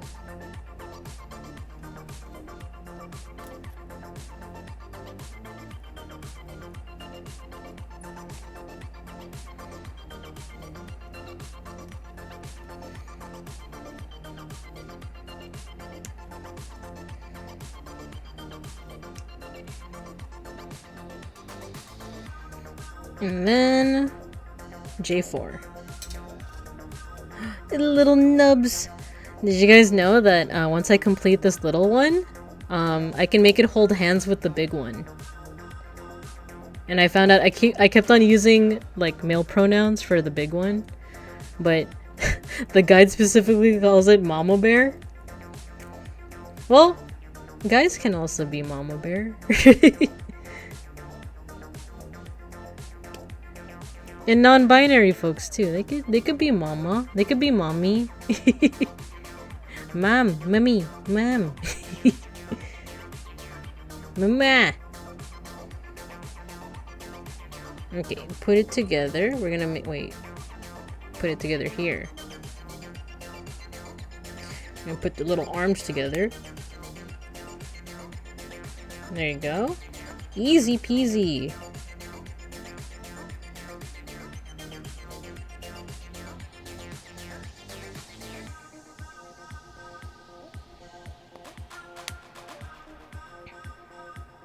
Noted. Noted as in the the whole thing about like you know, men and non-binary folks can also be mommy. Or the fact that they can hold hands, because I think that's gonna be the cutest thing, is like the little bear can hold the hand of the big bear.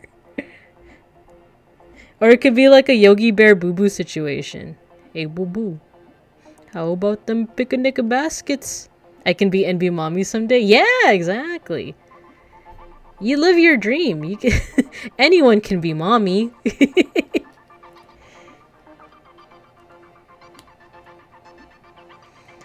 There we go. It's coming together. It's coming together. I don't think we have enough time to do legs, but with our next break, we will do it. Alright, let's put this away. Let me do a little bit of a stretch. Oh, my back cracked.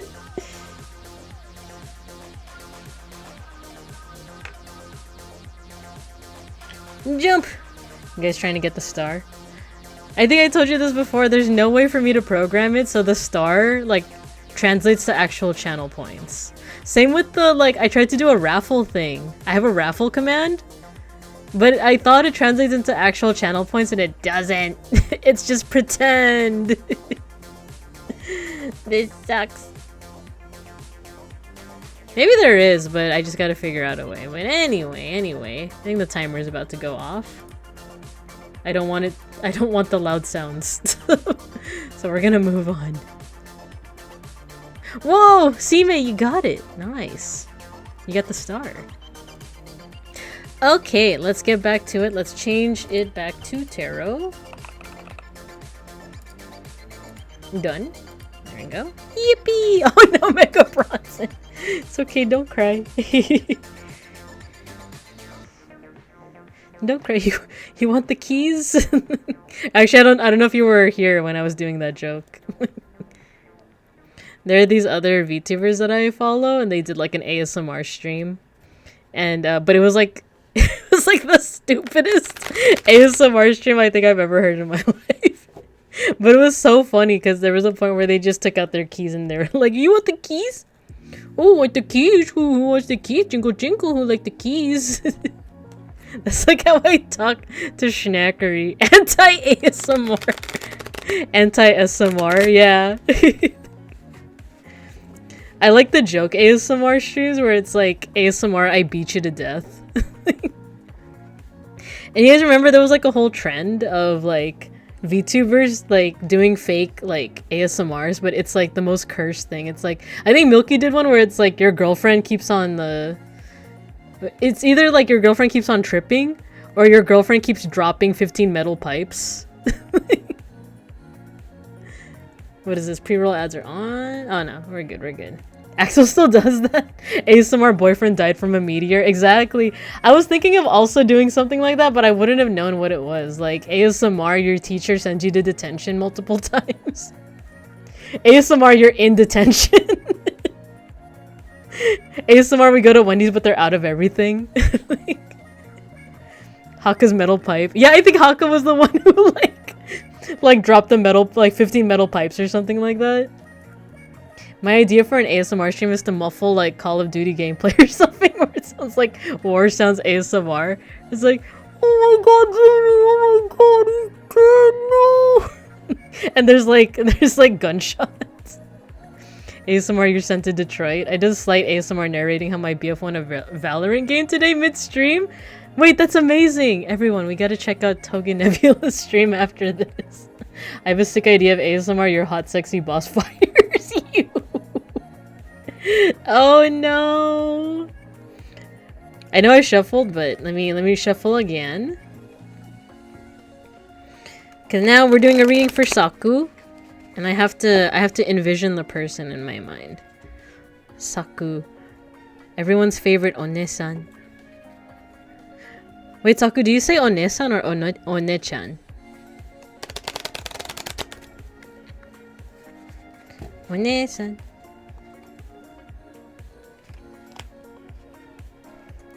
That idea gave me anxiety, so well, thank God I'm not a streamer. One-chan! Aww. Everyone's favorite One-chan.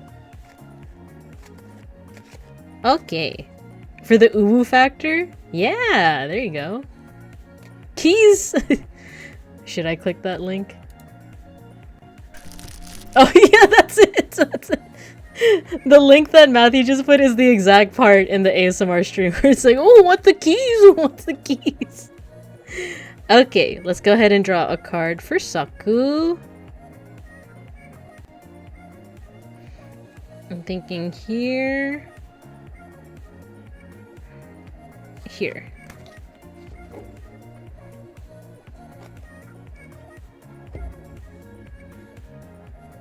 There we go. Oh, just be careful with pinning posts because I think my other post gets unpinned, right? But if you need to revive it, I guess. Can you actually test out, Matthew? If you do !tarot, are you able to do that command? Because then that's the command that like people will reference for how to join. If not, I could just do it again, but that's fine. Yeah, you did it! Cool! That was cursed as hell. You listened to it? Oh, thank you, Matthew. Thank you. But cool! You could do the command. Okay. Saku, your card is... Ooh, the Four of Cups. So this is an interesting one. So cups... I'll go ahead and kind of explain the whole suits thing again. But cups is another suit of the minor arcana, as they call it. And it represents water, which represents emotions, the unconscious, empathy. It could also represent relationships. It's kind of a more like inward-looking suit, but it also has like a little bit of like relationship stuff as well. Let me look at my cheat sheet real quick.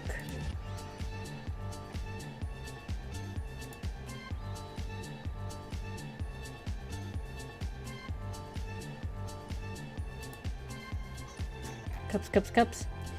So it represents, intuition, unconscious, emotions, empathy, healing, creativity, but kind of like the passive kind, and then imagination and relationships. I think we got cups last time. I'm on brand. There you go. But it does have connections to water as well. So here we have the Four of Cups, and then we have a scene where I think we've drawn this card before. We have a person that looks... Their clothing looks East Asian, specifically Chinese. And specifically, they look like either a scholar or someone kind of like of high status because of this like headdress part. They are admiring 4 cups. Or no, 3 cups. 3 cups, actually. They're admiring three cups. And, sorry, I'm moving my mic. They all kind of have this bird motif, but it's different kinds of birds. I just know that this one, if you guys want like a closer look, looks like a peacock. I can't quite say what the other 2 birds are, but they're different and he's admiring them. However, if you look in the back, there is a bird sitting atop a wooden cup. And it's a real bird. It's not a fake bird. It's not a bird as a part of the cup. It is instead like flying freely outside. It's singing freely. So this person doesn't seem to notice that one though. They are focusing here on their fancy cups. If we do the same exercise we did with Tripp's reading, where we think about what the cups can symbolize. So let's review. The cups can represent intuition, unconscious, emotions, empathy, healing, passive or internal creativity, imagination, and relationships. So let's just take, for example, as an example, it could be something different for you. Let's just take emotions. So this person here is admiring like these 3 fancy like emotions basically. However, they are neglecting one on the outside that's a little bit more free, that is singing, and that what I'm thinking when I hear the phrase of like, ignoring emotions is that this is something that like could be attracting other things. Big Boss Gaming, hello, welcome. You got your sticker. How's it going? We're doing some tarot readings right now. So yeah, feel free to just tune in. Unfortunately, the queue is closed. I won't be taking any other readings after a while. But, if you're curious, if you want to learn a little bit more about tarot or just see how I do tarot readings, feel free to join in. I don't see them as any kind of magic, but I do see it as a way to kind of... I forgot the word again! the words that you guys gave me, but just like a way to kind of like introspect. There we go. It's a way to introspect. So if we're using the example of the cups representing emotions, you seem to like, you might be feeling like you are kind of managing your emotions well. because you're admiring them here, but there might be something that you might be forgetting about or might just kind of be overlooking. So that's one interpretation. If we take, let's take another word here. Relationships. Yes, thank you, Matthew. Thank you. If the cups for you represent relationships, it seems like you have all of your ducks in a pond, right? But there's something that you might be forgetting about, or something that you might be either be accidentally or intentionally overlooking. For you, you're saying sounds like me avoiding wedding responsibilities. So maybe this could be like your responsibilities, the different things that are taking space in your mind right now, your priorities. So, you know, you could have spending time with your loved ones, spending time with friends, streaming, playing video games for your own kind of relaxation. But maybe for you, this canary, this bird over here is representing other responsibilities. Like, because I know, for example, you've been working really hard to like be there with your mom, right? Through all of the medical stuff. So, you know, this could be one of the cups that you have that great. You have that kind of settled. You have everything else kind of settled. But there's something here that, excuse me, there's something that still needs your attention. So let's see if I'm right with this analysis. There could be something that I myself am overlooking. So let's refer to the book. Here we go, Four of Cups. The Nightingale. Oh, this is an interesting one because the style is very East Asian, but the tale is Danish. It comes from a Danish tale. So, the Four of Cups represents romanticizing, bad choices while ignoring the good alternatives before you. It is coveting what is superficially better, neglecting a plain nightingale who can actually sing away death. A lack of awareness, pessimism, daydreaming, lethargy, reevaluation, and reversed its motivation, opportunity, optimism, restlessness, and boredom. So, that gives us a little bit of another dimension here. So, I don't quite know what the tale is that this one is referencing, but they're implying that, like, this is better, actually. The thing that is being ignored is bigger and better than the things you are putting attention to. So, you know, let's scratch what I said about, like, you know, still spending time with your loved ones, spending time with your mom, spending time with your family, and streaming all that. That's still good. But this could be saying that there's something else that you're putting a lot of attention to that like, this kind of overtakes that in importance and importance. Because main thing I've been super focused on is getting live 2D from a dream mama. Yeah, I think that's just as important, you know. The wording in the book made it seem like, oh, you're not paying attention to the real deal, but I think these are still valuable in their own way, right? Because this person is kind of admiring them. This seems to be saying though that like you could be expanding further. Another dimension to it too is that like these are all like shiny, pretty birds. But they're also just imitations of birds. They could never beat the real thing that's out here. So that's kind of adding to this whole theme of like the things that you are prioritizing now, you might want to readjust and kind of like pull out and see what the bigger picture is. What should you really be prioritizing? Maybe it's not necessarily that live 2D is not a priority. It's just more of like, how do I say this? Like if you're focusing on like wedding versus live 2D, maybe it's saying that like the sooner that you get the wedding stuff out of the way, the more time you'll be able to actually enjoy, you know, the process of getting your live 2D model. Because that's actually what helped me personally not procrastinate, because I feel like a lot of people have like a procrastination problem, right? But the way that I trick my own brain into not procrastinating is by saying, if I do this now, I can slack off later. So, I don't know, it helps me trick my mind. And I think I told this to Beans and he's like, well then that's not even procrastinating anymore. You're just being like an actual responsible person. But you know what I mean? That like that's what I use to trick my brain. I'm like, okay, if I do this work stuff, if I respond to this email, I can slack off for the rest of the day. I could play Final Fantasy during work hours. Which it's not like I do that or nothing in case any of my coworkers or bosses happens upon the stream or nothing. It's not like I'm doing that, but you know. But you know, that's another thing is that like, let's say I am playing video games during my work shift.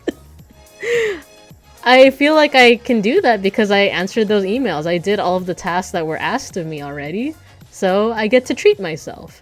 So think of it from that point of view too. Like if you take care of your wedding responsibilities now, you get a little bit more you time to focus on live 2D, to focus on streaming, to focus on spending time with with your loved ones, you know. Me, work from home is literally working from bed. One of my mods is a supervisor who stops by my streams. Oh my. Nice. I'm glad you have that kind of relationship. My coworkers, I think, would be cool, like with everything that I'm saying, but like, but you never know. I fall asleep every time. Oh man. That's the life. I kind of love work from home. But yeah, that is an interpretation of the Four of Cups. So let me know how you feel.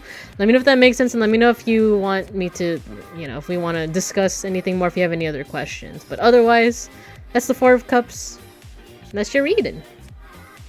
Thank you. Yeah, of course, of course. Thank you. Thank you. Nice, Mega Bronson. You won 5 from the jump catch game, and you're dancing. You're dancing. Let's go. Alright, so that is Saku's reading. Who is up next? Thank you for requesting a reading from me. Mega Bronson, nice. Let's see who's in the queue still. Because we also have, oh yeah, and Toga Nebula. Rest your voice? I will. Let's go back. Let's go back to building that bear, shall we? Makers and crafting done. And you know what? I'm going to wait. Did it not update? Hello? Makers and crafting? There we go. Thank you. I'm gonna write a message here just so like if people are tuning in, they're like, what happened to the tarot? Let's see. Taking a break by building a bear guy. Will return to tarot in 10 minutes. Oh, that's big. It's big. Oh my god. Maybe I should have made it smaller first. Instead of trying to resize it like this. Instead of doing it the hard way. It's still too big. Wait, I can marquee it.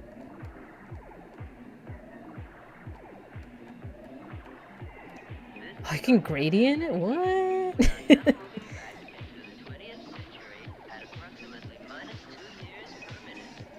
Outline? There we go. There's a way to make it into a marquee. I just forgot how. Select font.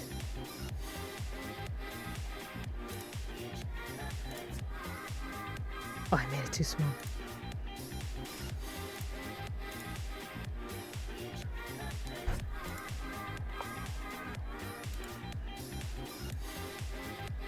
There you go.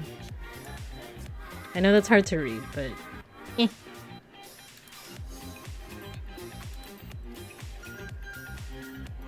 Okie dokie. 10-minute timer. Okay, we're gonna make the legs now.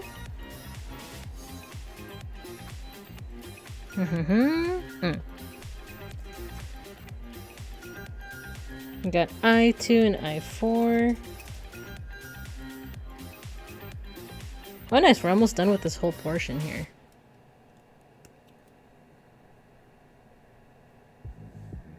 I4 and I2.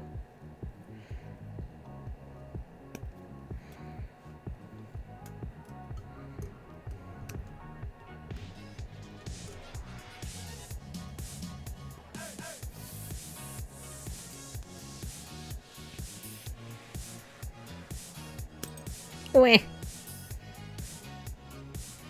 Let's see, I4, I2, and then J8.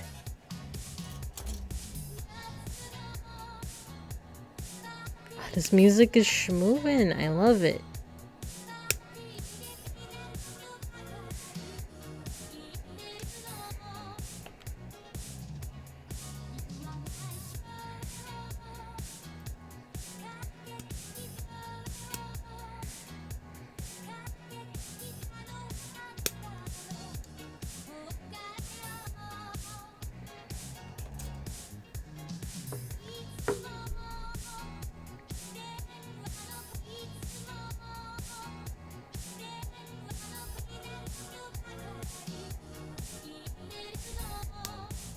There you go.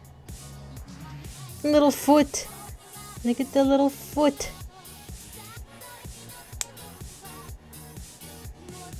There we go, we got one leg.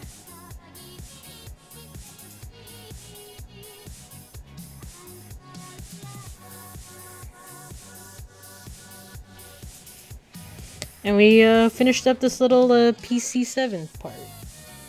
Whoop. Okay.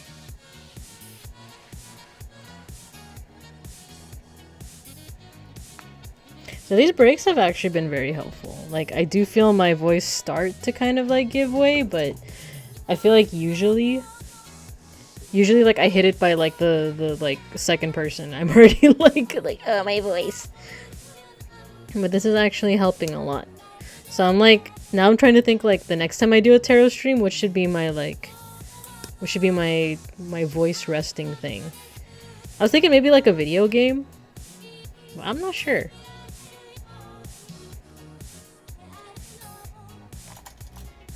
Hello, I'm Dangel WD. Nice emote. Hello, I'm so this is like technically a tarot stream, but I'm just taking a little break to rest my voice by building a little bear guy. Actually, the technical name that it says on the manual is let's see, what is this? Petite guy. You can't really see it that well, but it's, trust me, it says petite guy. There is a little bit of imperfection. Oh, you know what? I think I might have cut too deep into it. That's fine. Self-care is important. Yeah, exactly. And welcome to the stream. My name is Babinko Bear. I'm an artist historian and art historian, and a Sun Bear PNGTuber.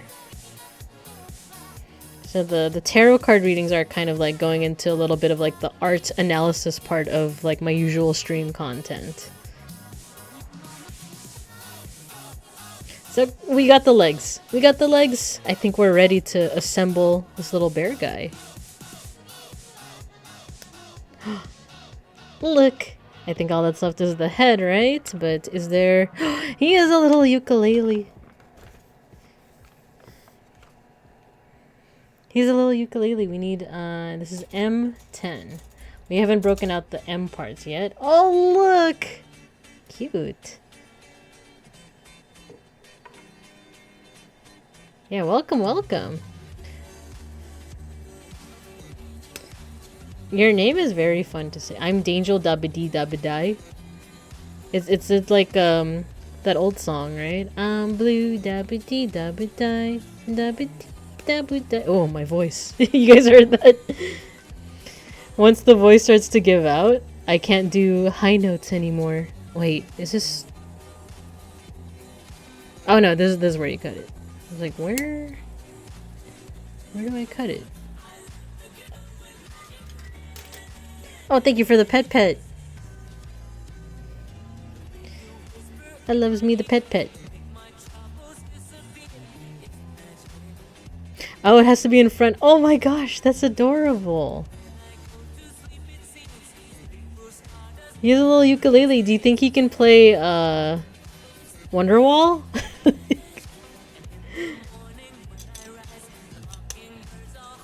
Oh, that's adorable. Well, I guess it's a ukulele. Can you still play Wonderwall on the ukulele? Or would it be like a tropical version? Wonderwall boggers! Okay, I think we have enough. Yeah, we have enough time to do the last few parts. Oh, we can also do another color for the bow. You got it? It's funny to see streamers try to say it. Yeah, I think I messed up the first time. I was like dabba-dee. But I was like, wait, it's that song. It's the I'm blue, I'm a dee dabba-die.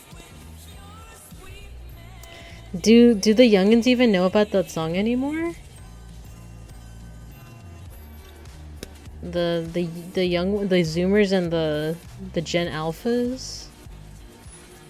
But then again, TikTok sometimes like TikTok kind of revives older songs. Most don't. Oh no. Well, are they really missing out on much? It is a catchy song, though.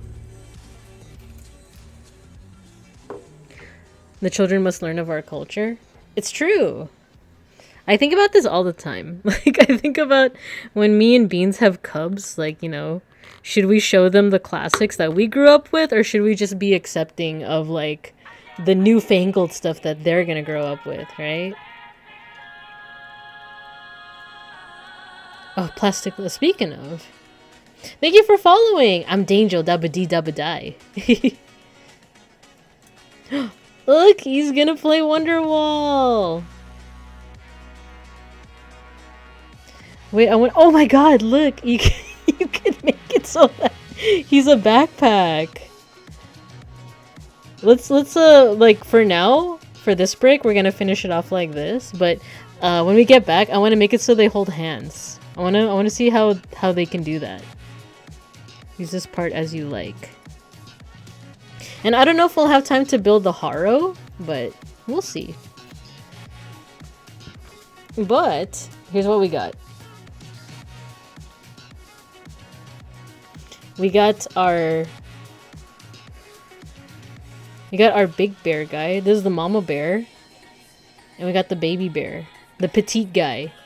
So apparently they can hold hands, but we have to figure out how we're gonna do that. It's adorable! I love it. There's something so funny about him just holding the guitar. It's just like... It really be like, you know, like, and now here's a Wonderwall. This is Papa Bear's favorite song as a youngin'. Plays Hit 'Em Up by Tupac. So cute. Yeah, it is. It is. Unironically, though, I do love California Love. No, you know what was... Okay. Little mini story time while the timer runs out. I know that defeats the purpose of resting my voice, but... So when I was a kid... Okay, maybe let me get the art for this. Snoop Dogg album art. Oh my God. So when I was a kid, my mom had like all these CDs, and one of them was Doggy Style by Snoop Dogg, and if you just Google that, just know that it's very explicit. It's not very explicit, but it's pretty explicit. It has bare ass, basically. It's pretty explicit. But because it's in a cartoon style, like, and because, like, you know, I was an innocent little cub, like, I would look at the album art and be like, oh, look at the doggy! And it was, like, my favorite, like, album to look at when I was a kid. I would just, like it was, I don't think I even listened to the music on it. I just liked the album art because it was, like, in a cartoony style, not knowing that it has, like, you know, a dog going after, like, a girl dog with her bare butt, you know, like, sticking out. So, yeah, that's a little bit of Cub Babinka lore for you. Is that as a kid, I would just be like, Mommy, this is my favorite. I love looking at Doggy Style by Snoop Dogg. But also, why didn't my mom stop me? That's another thing. It's like... Oh, sorry, that's the timer. Why wasn't my mom ever like, no, that's showing, like, sexual things. A young cub such as yourself should not be looking at that. Anyway, let's get back. Let's get back to the tarot reading, shall we? Let's go ahead and change the category. She probably thought it was funny. Knowing her, yeah, like 100%. She was like, this is the same person, like a little other like mini story time that like she, even now she reflects and she was like, I feel like there's this thing in Filipino culture called like gigil, which is basically like cute aggression, and she like was that to a T. She was always like, you were always so cute that like I didn't hit you or anything, but I just love like, you know, pinching your cheeks and like, and then she, like every time she thinks about it, she's like, was I abusive? And I'm like, you tell me, Mom. Anyway, let's get back into into these tarot cards, shall we? Do you want it to integrate you into American culture properly? With doggy style? Alright, let's go ahead and do this reading for Mega Bronson. And then we'll take one more short break. And then we'll do Togen Nebula. And then, after that, we're also going to do a bonus reading for Randon. Whether he likes it or not.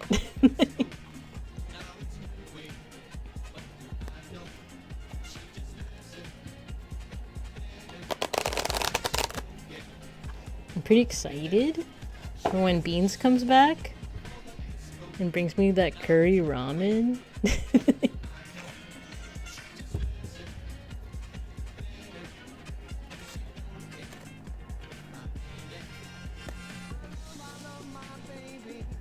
Okay, Mega Bronson. Let's get you a reading.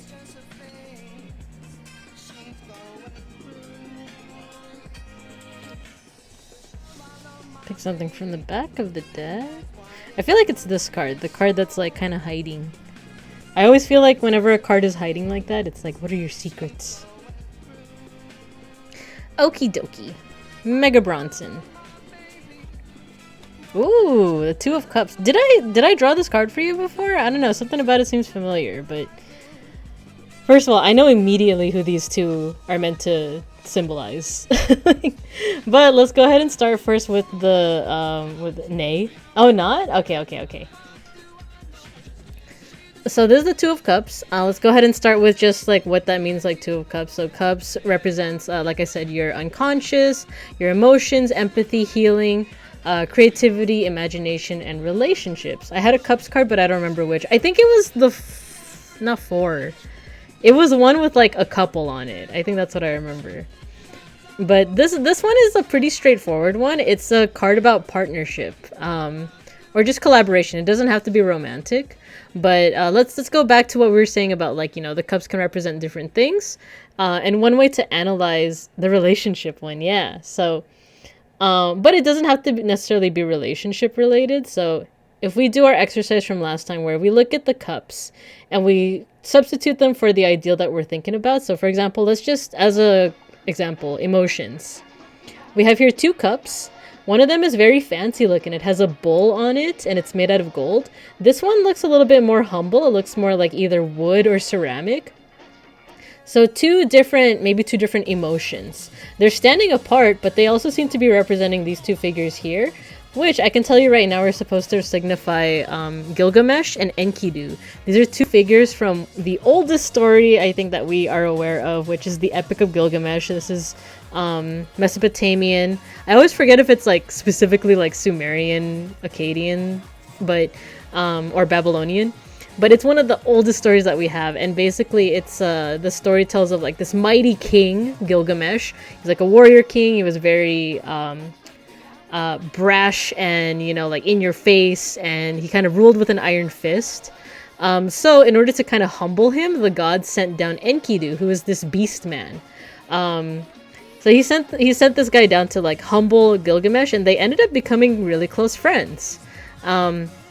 Depending on your interpretation, one might even say that like maybe they were more than friends, but they were very close companions. Like even in the story itself, it's like even if you have someone that tries to read it in a non-romantic manner, it's like these two were like close.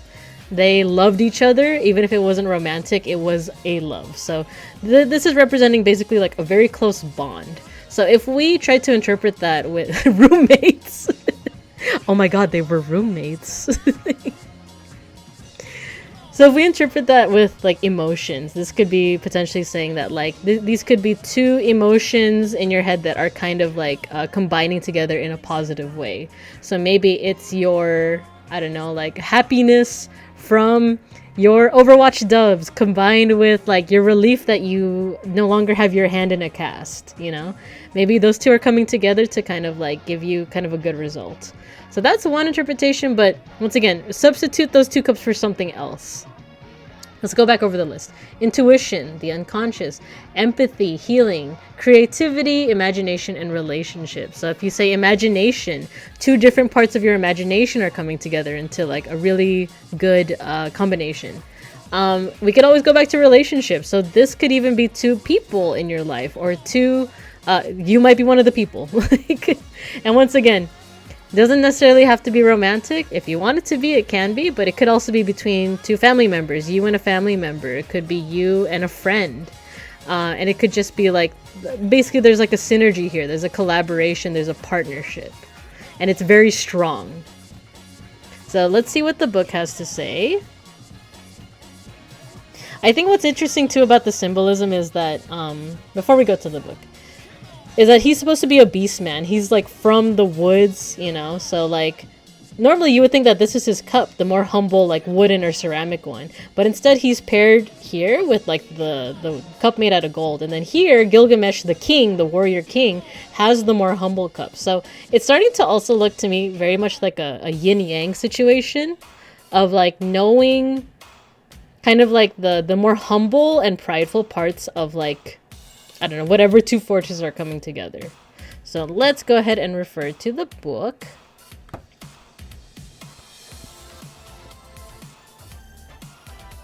Ooh, this song is a jam. It's Macross 82. Nice. Okay, this is Enkidu and Gilgamesh. This is from Iraq. Sumerian. It's Sumerian mythology. The 2 of Cups is an ideal relationship that still faces difficulties. Gilgamesh was a tyrant until Enkidu was created for him, to be his equal in every way. Though their initial meeting was rocky, they came to love each other very much, as opposites who complete each other. So upright, a happy relationship, equality, partnership and attraction, connection. And if it was reversed, imbalance, discord mention, separation, incompatibility, and power imbalance. So consider all those things and see if they kind of reflect on anything that you're thinking of lately. Like I said, it could be 2 emotions that you're feeling that are kind of like completing one another.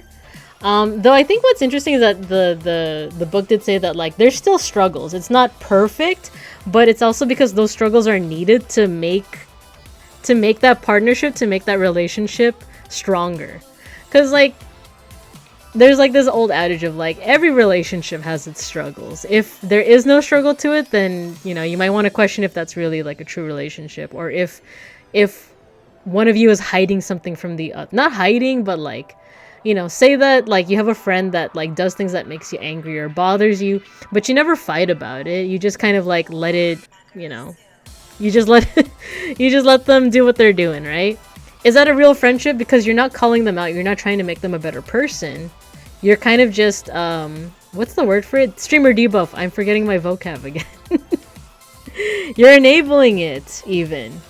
So this could be kind of related to that, of like, you do kind of need struggle in order for those relationships to be strengthened. Or for those emotions or those 2 opposing forces to work, basically.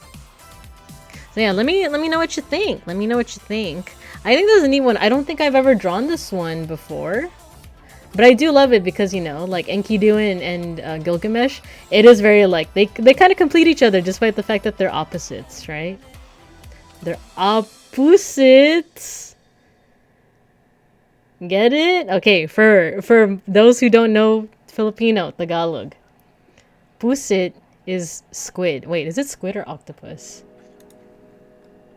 This is like the 3rd time I'm telling this joke. It's squid. Pusit is squid in Tagalog. So what's this, guys? What's this? This is a squid. This is pusit.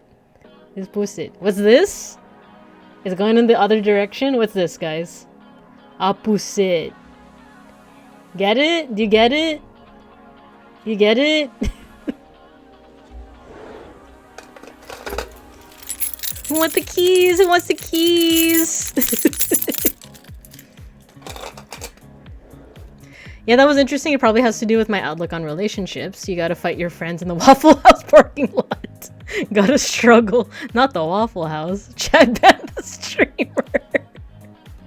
No, I don't want to be sent to detention. How do I unwatch this? No, please. It's a funny joke, isn't it funny? Oh my god. Okay, any questions, Mega Bronson? Any questions? Or any, like, you know, context or anything like that? You just let me know. I'm gonna take a sippy.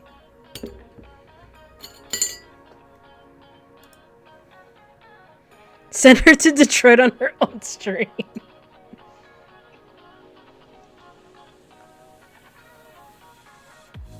Context card. Okay, let's do it. Because I didn't know that was a thing. Yeah. I don't know if it's something that I was always open to doing, but not necessarily vocal about, like, including. So yeah, we could do context card. Okay. I think I'm feeling it more towards here.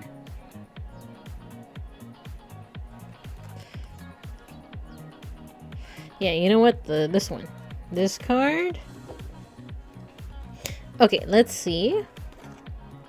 Ooh, we got our first reversed card. Interesting. This is the Hanged Man. But what's interesting about the Hanged Man is that it doesn't look reversed. It's cool. I have a few things on my mind. Maybe that'll narrow it. So this is interesting because it's the Hanged Man. It's a major arcana card. But it looks right side up because traditionally this card looks like this. The Hanged Man seems very, like, ominous, right? It seems like something that's like, uh-oh, someone's getting hanged. This is not what I expected. But the Hangman usually has to do with resting in order to in order to recharge and get ready for, like, a big, not adventure. I thought it was right side up. So let's see how these two relate to each other. This is interesting because this usually has to do with, like, isolation, whereas this one is about, like, relationships. So let's see. So the Hangman, I do believe. Oh no, ad break. Okay, let's here we go. I'm just gonna take a sippy break. Let me check on my text messages. Sorry about that, Mega Bronson. I know, I think you're sub, so I don't think you even have the ad break, but you know. Do you want BLT? Yes, please.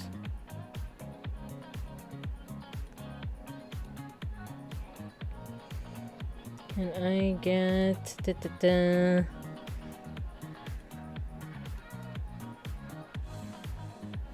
Oh my god, what was it called? Okay.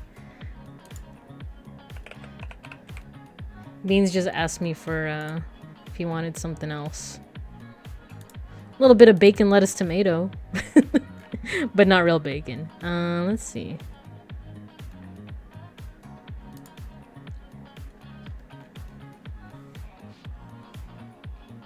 Looking at the menu.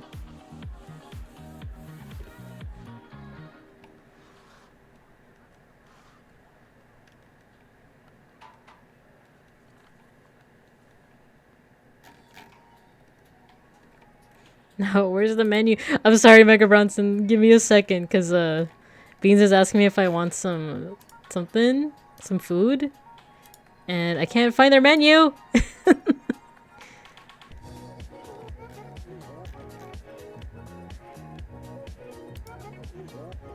Get the fish shape spam. You're so right.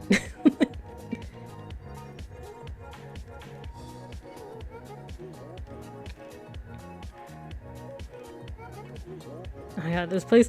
I wish I could tell you guys what options they have here because it's so good. Okay, I found it.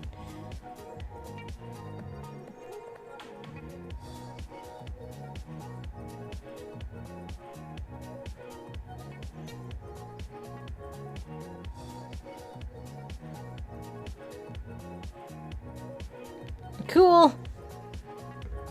Take your time. Thank you. Okay.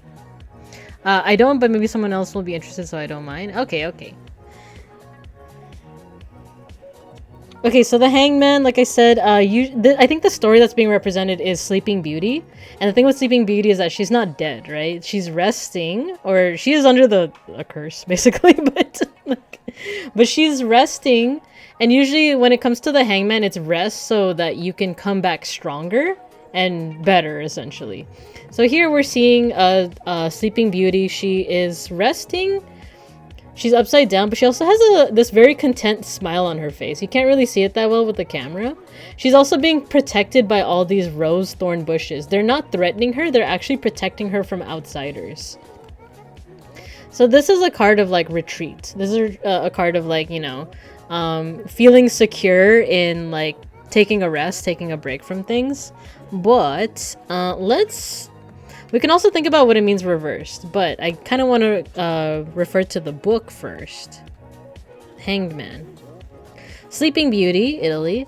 The Hanged Man ceases forward momentum to avoid disaster and instead favors reflection. Sleeping Beauty is a symbol of stasis. With the options of sleep or death, she chooses to wait for more favorable conditions.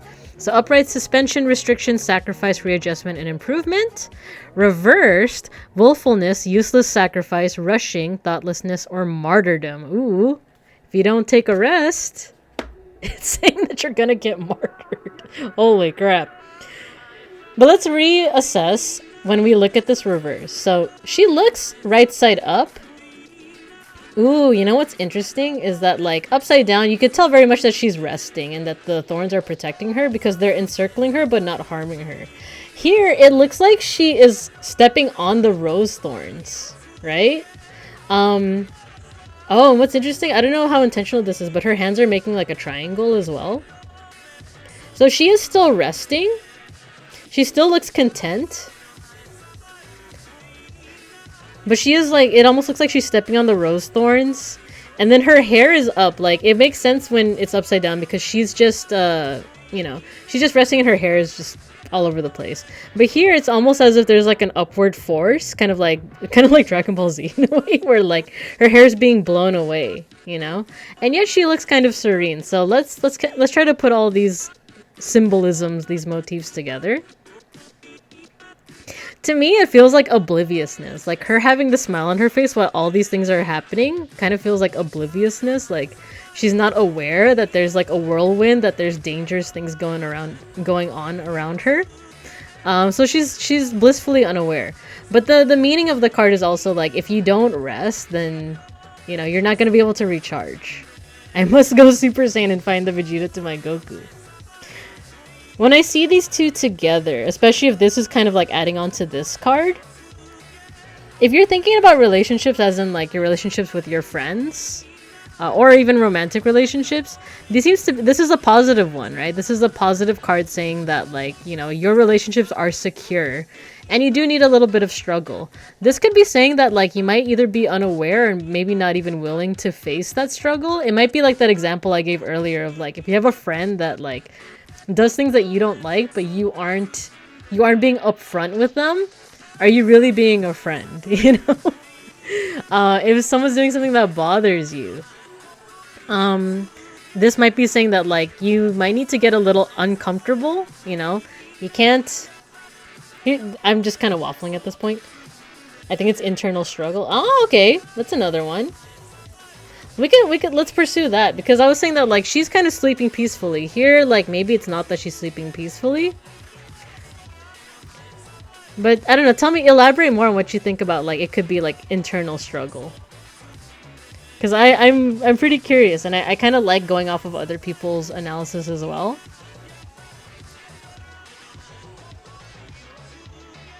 And I also want to see why people tag me on Discord. Why are you guys tagging me?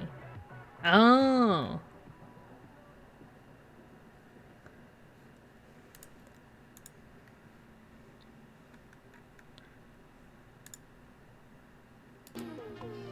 Mute.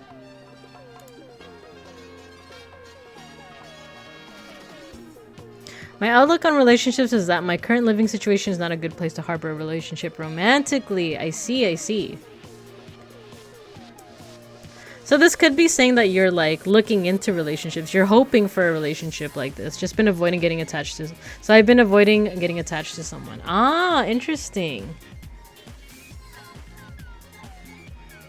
I'm trying to also kind of parse out like the two meanings put together. Because yeah, this is all about retreat. This is all about resting. But this is saying that there is no rest. There's no rest for the wicked, basically. So it could be if you're trying to read yourself as like the Sleeping Beauty here, it's almost as if saying that like maybe you don't need those rose thorns. Those rose thorns might actually be harming you rather than helping you. So this is, you're seeing this as more of like a call to like surpass those. Hello, Daddle Do. Hello, welcome. So yeah, that's an interesting one. So like maybe it's you know, rather than being Sleeping Beauty, you're kind of rejecting that and saying that like, no, I need to proceed outside of the castle. I need to like not necessarily rest, and maybe that is what's going to lead to this possible outcome. I don't know. Tell me what you think. Because this is an interesting one. It's seemingly opposing ideas. Also, I saw what you just tagged me in, Mega Bronson. That looks amazing. All you can eat vegan Korean barbecue? That's incredible. Yeah, hello Daddle-Doo. We're doing a little bit of tarot reading right now. My queue is already closed. We just have 2 more readings to do. But you are free to kind of just chill. Lurk if you want, and join in the chat if you want. No pressure. I think it's more of my defense mechanisms of introversion, etc. Ah, interesting. Keeping me from finding a partner that balances my life. That's okay, so that's a really interesting interpretation. I do like it. But it is also like personal to you, you know?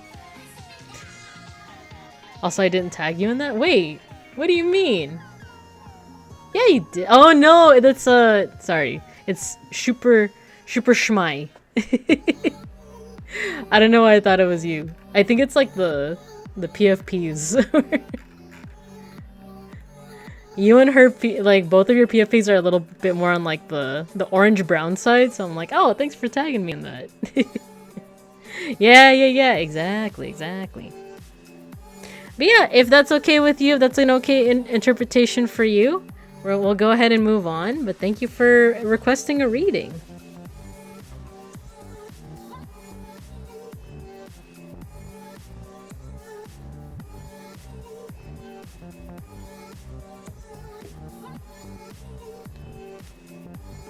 I already put the cards away, but like I just realized I didn't even ask. Like, you got any other questions or anything else you want to say? Or are you good? Are you good? Good? Alright. That emote is so funny. Okay, so next up, I believe is Toga Nebula. You're the last one on the queue, and then afterwards we're doing the one for Randon. But if it's okay with you, I'm gonna take a short break. This time instead of, well, I was gonna go to an idol meeting, but I think I want to see if it's possible to make them hold hands. Let's see if we can make them hold hands. Okay.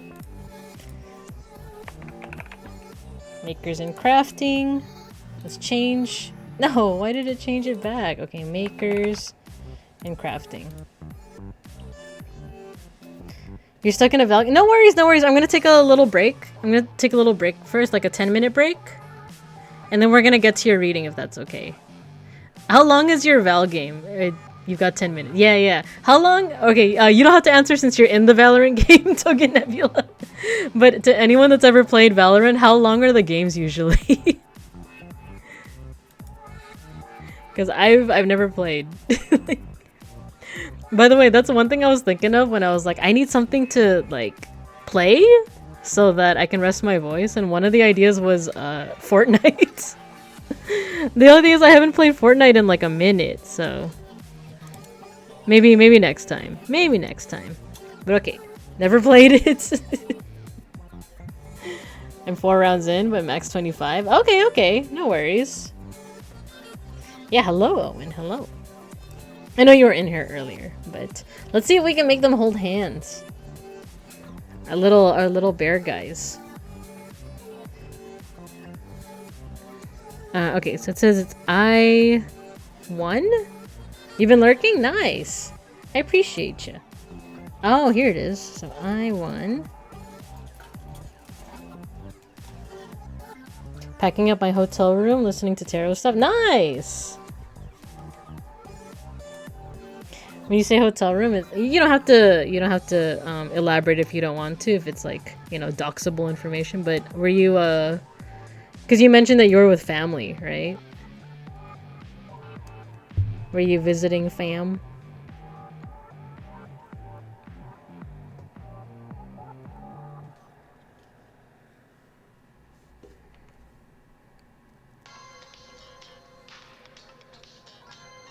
I was at my sister's. Oh, nice! Congrats to your sister.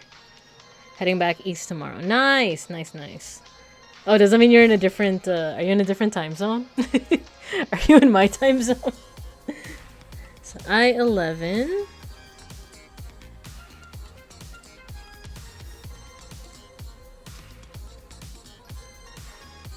Oh, okay. I see. I see. I see. Nope, still EST. Oh, okay, okay, cool. Okay, I think I see how I can make them hold hands. First, I have to take this guy off of the little jigsaw piece. There you go. A 7-hour drive! Oh my gosh. The only time I did something like that was, my friends and I went to Lake, how do I verify this? Lake Bearho? I can just say it. We went to Lake Tahoe. I think that was a 7-hour drive, and oh my god. Oh my lord.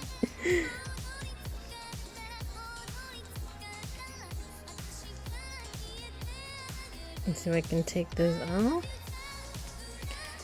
The cool thing is, like, we have chill friends, right? We have chill. It was a nice, like, you know, drive, but just any kind of 7-hour trip is like, oh my freaking god. I told my dad I would trade off with him every couple hours, but just end up doing the whole thing myself because it makes the time go faster. It kind of does. Like, that's me with well, the thing is I don't really drive. You didn't verify the lake. I tried. I was like, Lake Bearho? Did you drive? Togi, are you asking Owen or for his trip or me? Because I don't drive.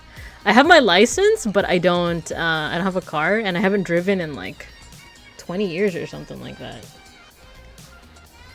Wait, not 20. What am I saying? 10 years.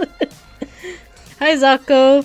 I'm sorry you missed the queue once again. I'm already like kind of at my limit. I'm doing this as I forgot to put the text up. Cause after I'm taking a little break, and once I'm done with this break, we're gonna do a reading for Toga Nebula, and we're also going to do one for Randon. Are you making them hold hands? They're gonna hold hands. Oh, come on. Cute! They're holding hands. Like, don't talk to me or my son ever again. Don't talk to me or my son or my Haro ever again. But you can ask for ukulele requests. No, I don't think Randon's here, but he expressed interest in it. So, and I know that, he might not want to like chime into chat. So I'm just doing it as a possibility that he's here, but we can also like do a highlight or a clip and send it if he wants. Exactly, Matthew. There's a non-zero chance that he is here because people recommended my stream, and he said he might drop by. But if I know someone with social anxiety, I know that they might not want to chime into chat. So we're just gonna do it as a favor to him because he's my Kami Oshi. But don't tell him I said that. Anyway. Yeah, I'm sorry, Mega Bronson. It wasn't 20 years. It's 10 years. It's 10 years. Yeah, and yeah, Zako, you're joining in for a Makers and Crafting stream. Lake Tofu and Syrup Dessert. There you go. I hate how my father drives. He's wearing stop and go. Oh my gosh, the way that my dad drives is like this is how bad it is with my dad. For a very long time, I didn't know that tailgating was a bad thing. Because I grew up used to how my dad drives. And my dad, he's so aggressive. Like, my dad is the type of guy that has like really intense road rage. Like, if someone cuts him off, he'll cut them off back, he'll roll down his window, and he'll swear. He'll be like, F you! And then he'll like tailgate people. And like I said, because I grew up with that, I didn't know that was a bad thing until I was an adult and he was teaching me to drive. And he had the nerve to be like, oh, you have to always make sure you have like 2 cars distance between you and the car in front of you, which is the thing that you're supposed to do, right? But it's like he's teaching me this, and it's good that he's teaching me this, but it's also like, why aren't you doing that? You just got back from a build night? No worries, no worries. Let's see. He evades my wrathful gaze again. If not, there'll be a bot. Exactly! The Kuso Oshi! I'm now at 88 HD scoped. Oh my gosh, you have your whole army. I hate tailgaters. That's really bad. No, yeah, he's kind of my dad is pretty scary behind the wheel. But that's kind of how we grew up. That's not to excuse it. Like, but yeah, no, I totally get it. Like, I do not always enjoy being in the same car. Especially when he gets too aggressive. I deal with tailgaters all the time. They're lame. Yeah.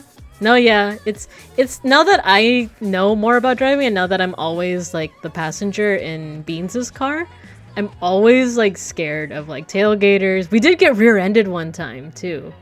So like, yeah, it irritates me as well. Oh, Schnackery wants out. I'll be back.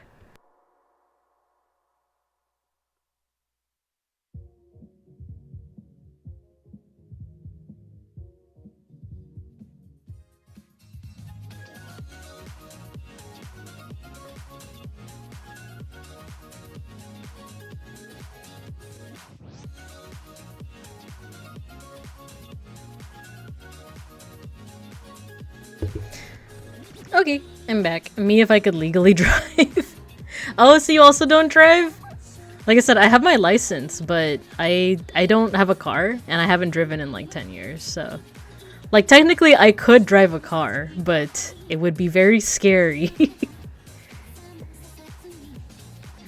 But okay, well actually, I forgot to put a timer, so I'm just gonna depend on Toga Nebula to let me know whenever you're ready. And then we'll get started. Because the only thing I wanted to do was make them hold hands. They're holding hands. Aww. Cute.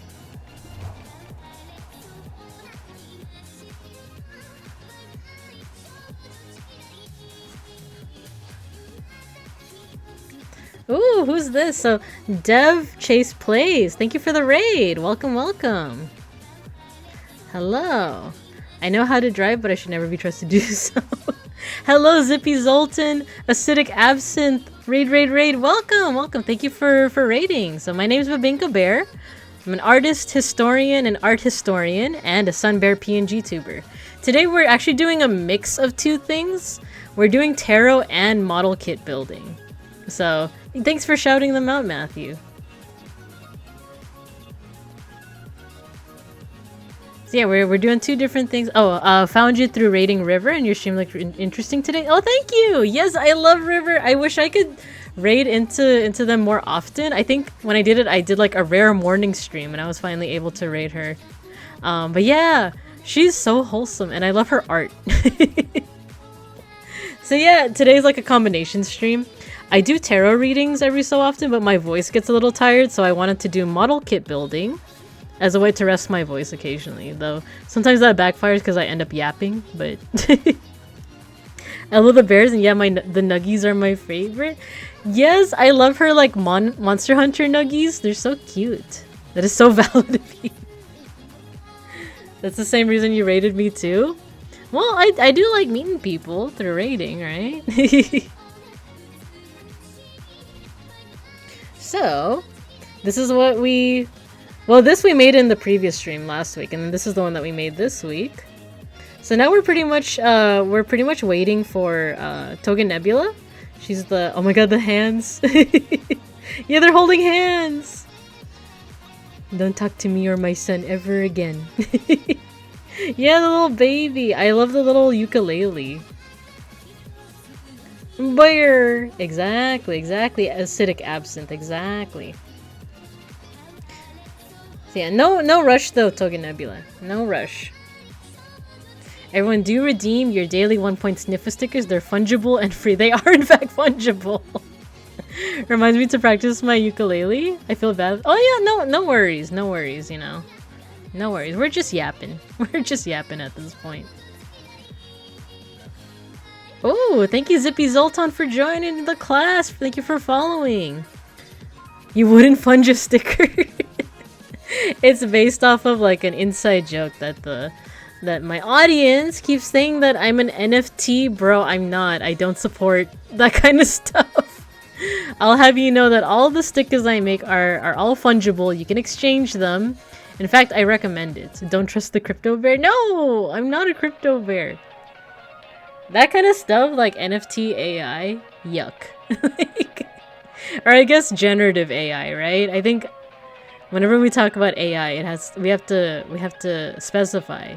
It's generative AI. It's kind of yucky.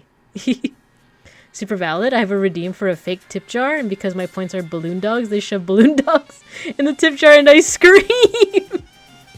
Ah, so Dev, I see that you too have an audience that sometimes they're a little bit spicy. They're a little bit naughty. But it's okay, cause I do have one thing. You may notice that we have like a classroom aesthetic going on. When the kids get too naughty, we send them to detention. You guys are in detention. The best AI uses DLSS while playing a modern game. Zako. I love art history detention. Yeah, right? Bosch. It's a Bosch detention. You see what you guys did?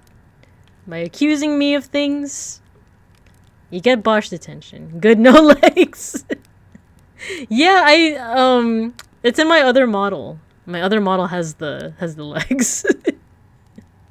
But this one, not so much. Okay, let's go back. And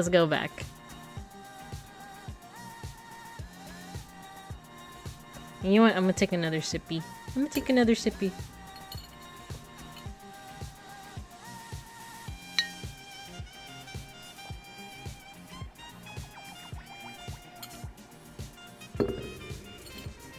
I think while we're waiting, I can also talk about my schedule for next week. I'm just a clown, so I'm at home anywhere where it's funny. Nice.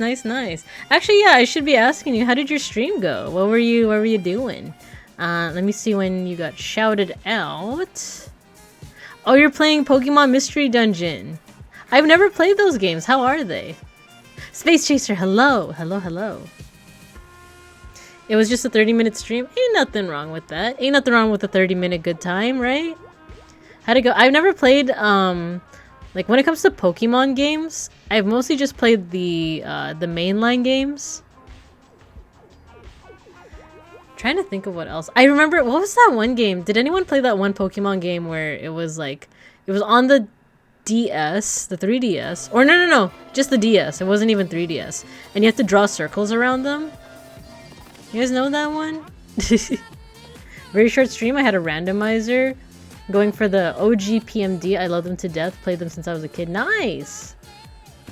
One last round, I swear. No worries.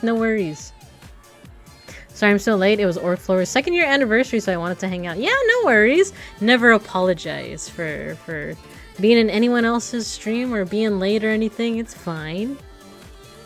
As long as... How was his 2nd year anniversary? The only Pokemon I beat is Sun. Oh, man. I don't know. Did I ever beat Sun? I've been playing the Pokemon game since I was but a young cub. And I'm in my 30s, so I was playing, you know, Pokemon Blue was one of my first ones. I went through Gold, Ruby, Pearl, Black. I don't remember if I played Black too, but I played most of the mainline ones. But once it got to like some of the later generations, I stopped completing them. Yeah, I think it is Ranger. I think Ranger is the game that I was talking about. You have to draw so many circles. That series was the best writing next to PMD. Ranger is so funny. Oh, nice. It was good. He drank a bottle of wine and a bunch of us submitted OCs. Nice. To assign a superlative. Like, most likely to... Most likely to be successful or something. Best hair. My first was red and my favorite as a kid was silver. I think... Ooh, what's this? Oh, thank you, Matthew, for gifting us up to Dev Chase Plays. Nice, nice. Thank you, thank you. My first was red. My favorite as a kid was silver. I think I played almost all opposite games to you. I think I might have also had red. I definitely remember I had blue. And I lost it. And I remember because I had a... I'm about to confess a cardinal sin. I had Pokemon Yellow. And then I really, really wanted to evolve my Pikachu. So I traded my Pikachu from Yellow to Blue and I evolved it. I'm sorry.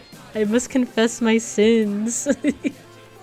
But I remember I named it Puka, like, cause Anastasia, the animated series, not series, the movie, the animated movie, I was like a big fan of it at the time, and the doggy in that movie is named Puka.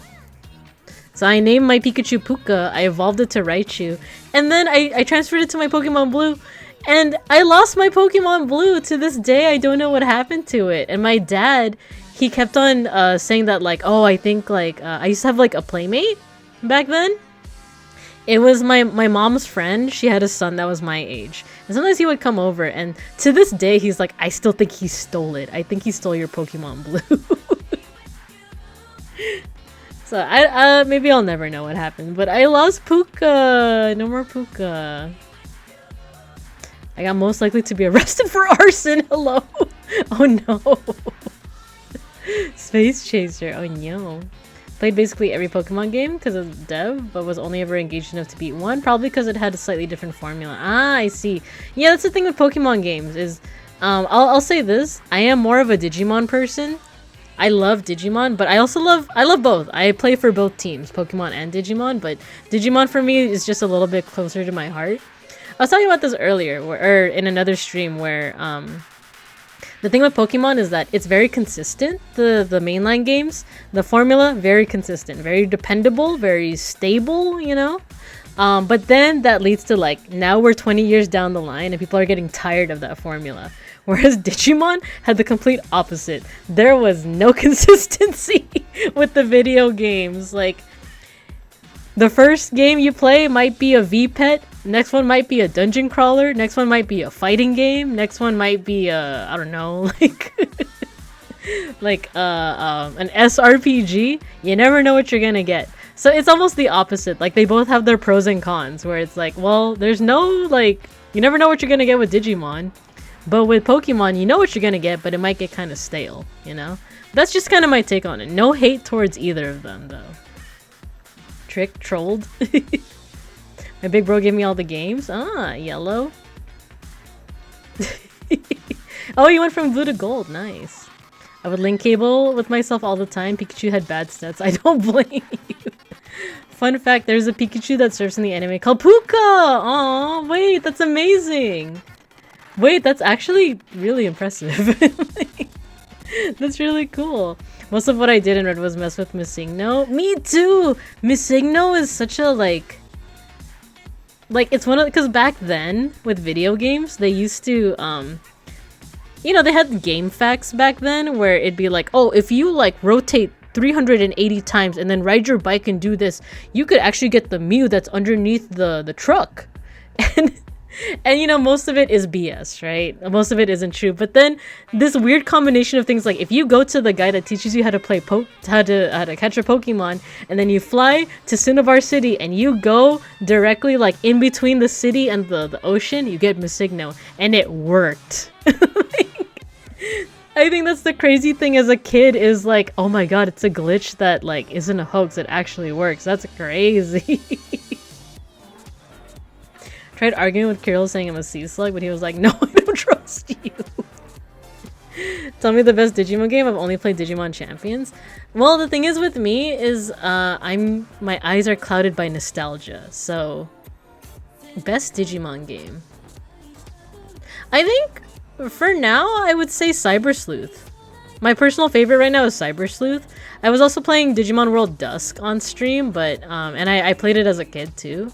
But I can't. It might be nostalgia glasses. So for now, I would say Cyber Sleuth is one of the best, and it has like a kind of like a Persona like type situation where it's like turn-based RPG, and you have like 3 different Digimon at the same time.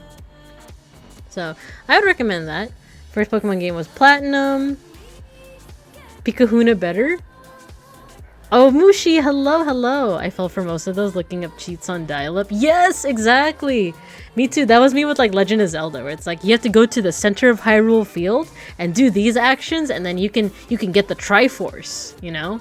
And, you know, all of them were fake. But just the fact that the Pokemon one, the Missigno one, was real is like so mind-blowing to me. Just noticed you got the Mr. Beast Wait, what? Mr. Beast has a... I just made this up. This jacket is like... It's just supposed to be retro. I just picked like a random like retro design. Mr. Beast has a similar design. Did he steal it from me? I'll show him. But anyway, I think those are the colors. Oh, really? Yeah. So I was going for what Owen is saying. Like I went for like a 90s windbreaker. I completely fell asleep. How have the readings been going? Pretty good. I think the only one that I was kind of stumped on was Mega Bronson, but he was able to kind of give his own interpretation of the cards. And I like how it turned out. Oh my god, finally. Alright, Togen Nebula, you're up. I'm gonna go ahead and change the category back to Tarot. And let's do a reading for you. Thank you for waiting. It went 7 to 13. Mr. Rage! If it isn't the infamous Mr. Rage. Welcome. My stream setup has changed a little bit since you last dropped by. Hello, everyone. I mean, wait, why did I say that? Hello, Mr. Rage. No, I was gonna say this.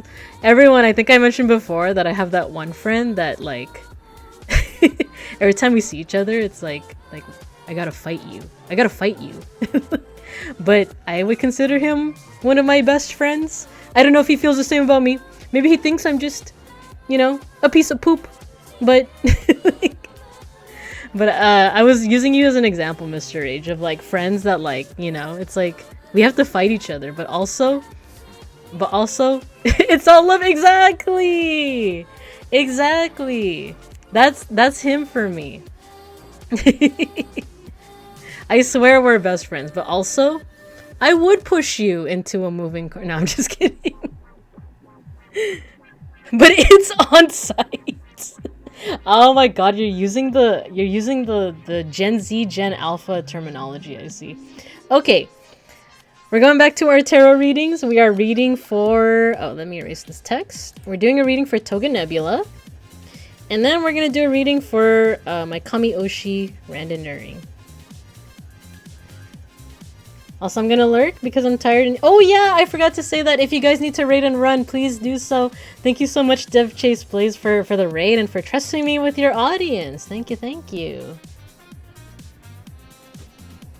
Oh, sorry. Give me a second, actually.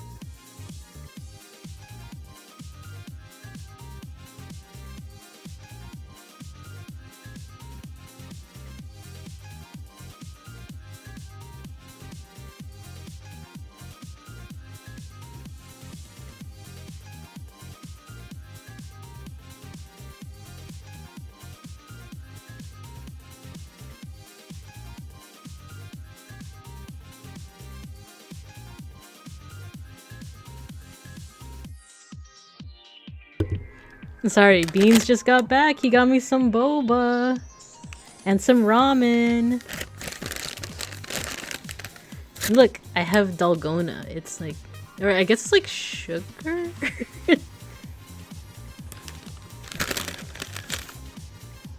I'm just putting it in my boba. I can't show you the actual boba because I think it has the name.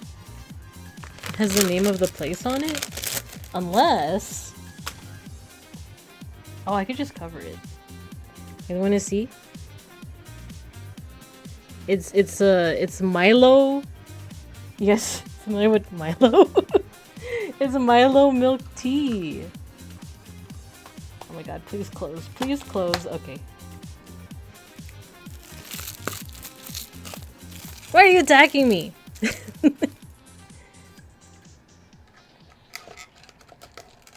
Well, I know why Mr. Rage is attacking me. Hey!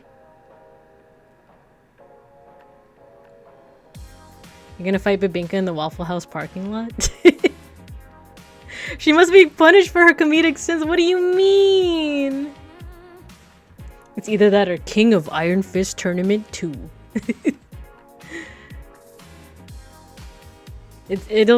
Oh my god. Would you Mr. Rage is the Paul to my Kuma. Like, he punches me straight through a wall.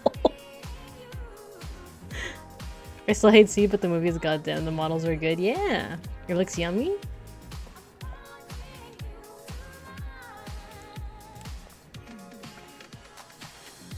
Whoa. Hello.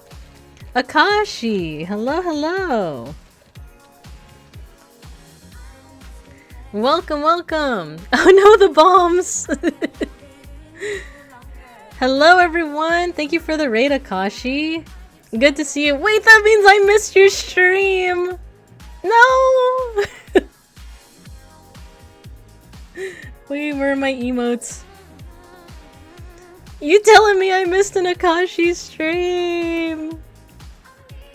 But thank you for the raid, though. Thank you. I'll watch the VOD. Hello, everyone. I'm Babinka Bear, artist, art historian, and Sunbear PNGTuber. And we're currently doing tarot readings. Unfortunately, you can't request a reading because my queue is closed. I'm actually running out of energy. So enjoy the last two readings that I'm going to be doing. I'm going to be doing one for Toga Nebula, and then I'm going to do one for Randon, who I think he was interested in one, but I was like, oh, he doesn't have to say anything if he's shy. It's okay. It's okay. Let's catch up on chat, and then we'll go right into the reading for Toga Nebula. I know you've been waiting, so yeah. Does that make Beans Heihachi? Yes. Yuki ENVT, hello! Yippee! Hi, Arsenic! Hello. So far I have Gelgoog Menaces. Nice. Clyde Caulfield, hello, welcome. Vampire Minion Raid! Welcome. Arsenic, you got your sticker. I just died on your stream. All of us did. We all did. Akashi, hello.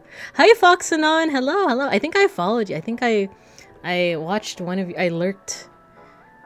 Wait, have you streamed recently? I don't know, but I remember looking at one of your clips at least. So hello. It's okay, I barely made it to this one. Thanks for the follow, Clyde Caulfield. Hello. Brandon is getting a reading soon. Yeah. No worries, Togenevian, no worries. HGTQW5, hello, welcome. Missed all our streams. He wanted one? Yeah, I think he hinted that he wanted one. What happened to my Big Babinka avatar? I'm not sure, actually. It's kind of random, like what happens with the avatars. Safuri, hello. Welcome. It's been 4,000 years. After 3,000 years, I'm free. Time to conquer Earth. I recognize your name, but I haven't streamed recently. You know what? It was when... Sorry, you might hear Schnackery in the background. He's my cat. I think I watched when you collabed with Milky and Jicha and... was it Regulus as well? Was it you four? But yeah. I lurk occasionally. But yeah, thank you for following Foxanon. Thank you. He said he might be lurking. Oh, okay. No problem. Then playing Zomboid. Yeah! I was lurking. But okay. Matthew, do you mind giving... If you didn't already, can you give Akashi a shout out? And then we're gonna go ahead and do our tarot reading. After 3,000 years, at last I can... Oh, it's you, Kakarot. Idiot. We're doing a tarot reading for Token Nebula. Thank you, Matthew. Thank you. And if you guys have never tuned into a tarot reading stream before, just a couple of things. I don't consider these cards to be magic at all. For me, they are a way to... for the third time, I forgot the word again. Introspect. To introspect. They're a way to kind of help direct your thoughts.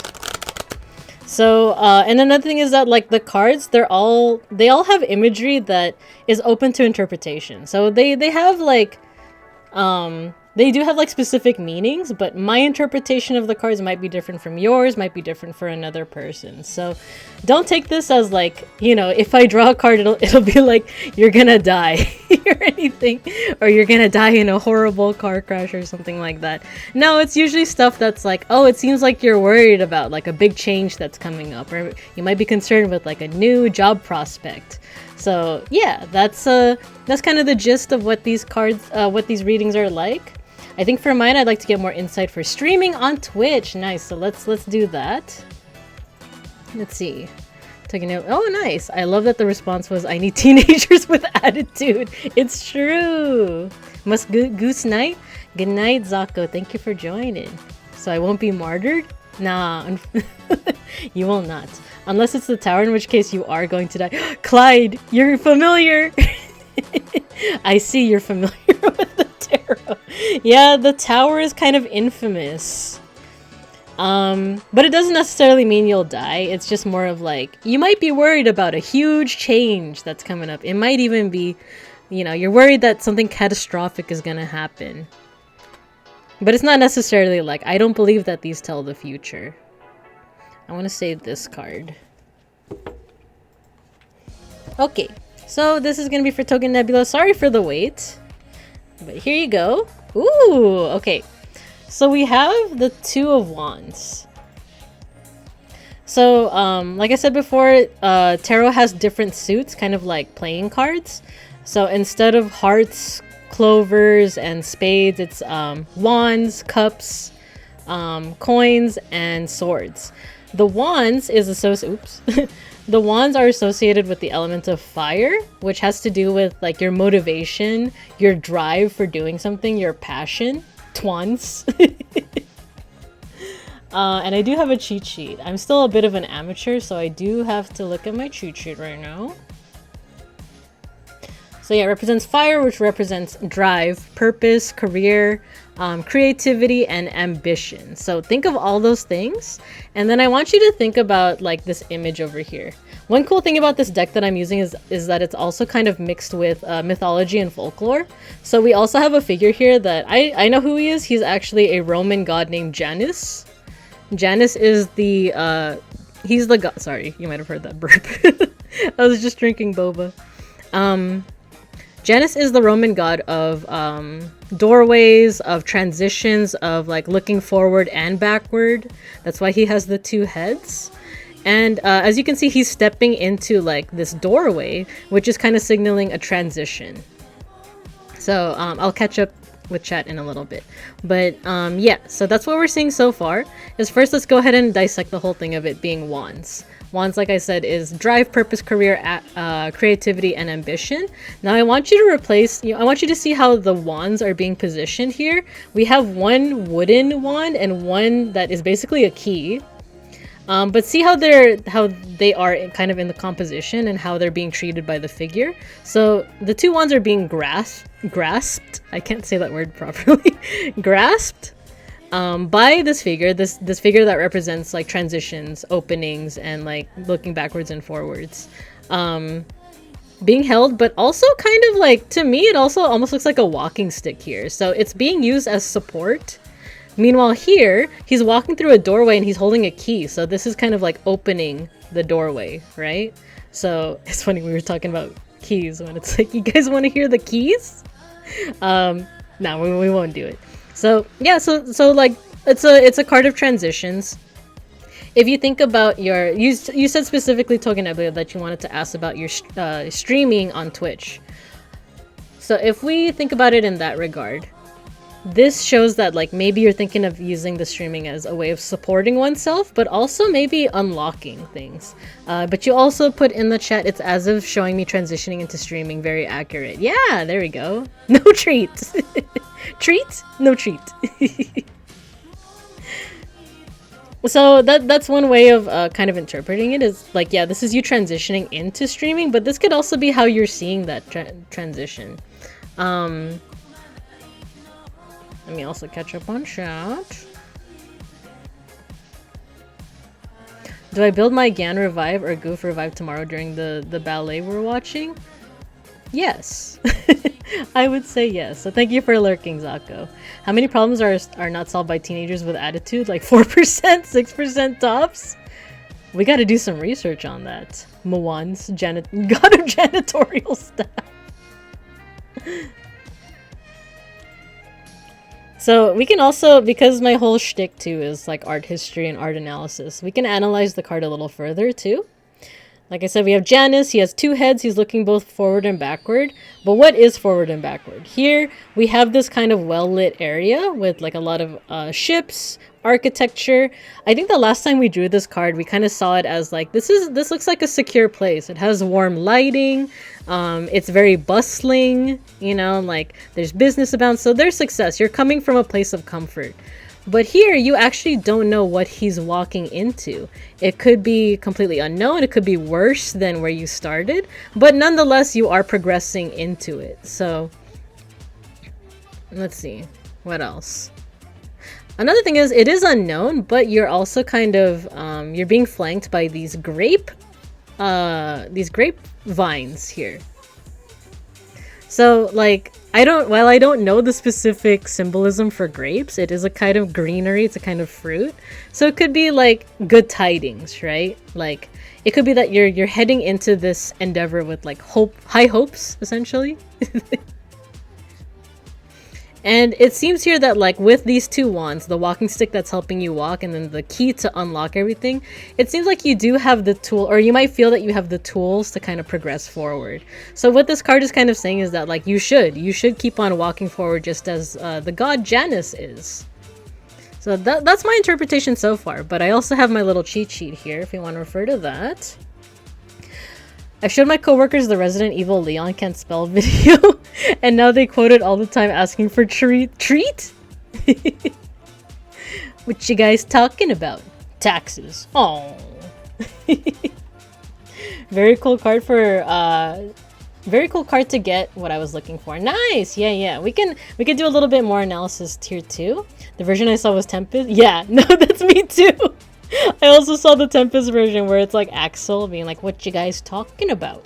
Taxes. Oh. The one is funny too in the OG TikTok. Yeah, I saw that one too. Okay, 2 of Wands. Should be back here.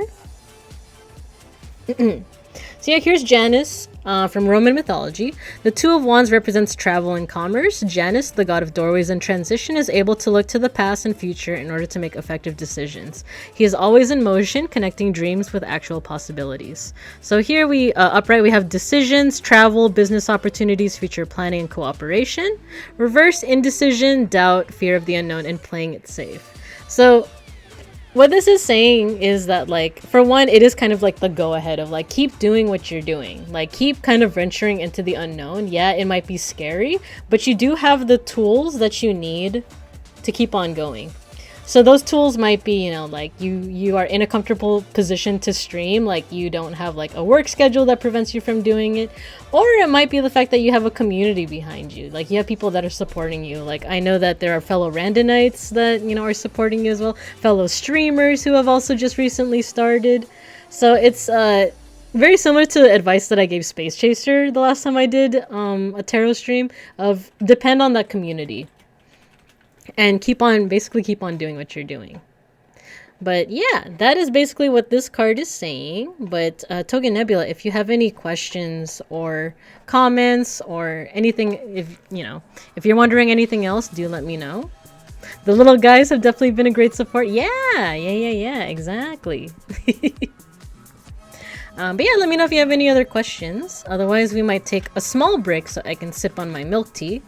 And we'll do our last reading for the evening. Yeah, let me know. Let me know. I'm gonna sip on my milk tea.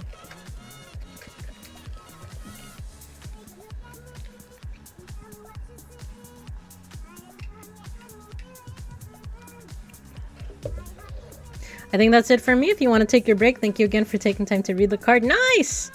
I appreciate it. Thank you for requesting a reading from me. Okay. Let's do this. So next. That should be the end of the queue. Nice, nice, nice. And the queue is closed. Let's take a short break. I have to go to a bear meeting. But I'll be back. In fact, I might make an ad play right now. If I can.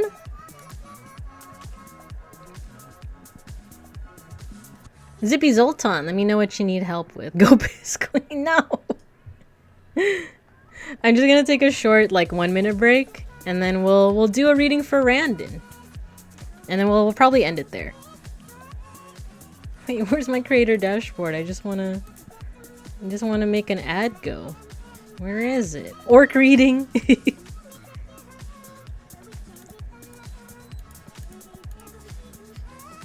Twitch, where's my stream manager? Is Twitch like on the fritz or something right now? D's reading. Read him to Filth Queen? Wait, what's Filth Queen? Oh, read him to Filth Queen. Comma Queen. If you get anything treatment, no! I'll be scared. But it's chaos poem? Oh god. Comma Queen implied. Okay, I'm gonna play an ad. Just 60 minutes. Not 60 minutes. Not 60 minutes. 60 seconds. Just a minute, and then I'll be back. Let's do BRB.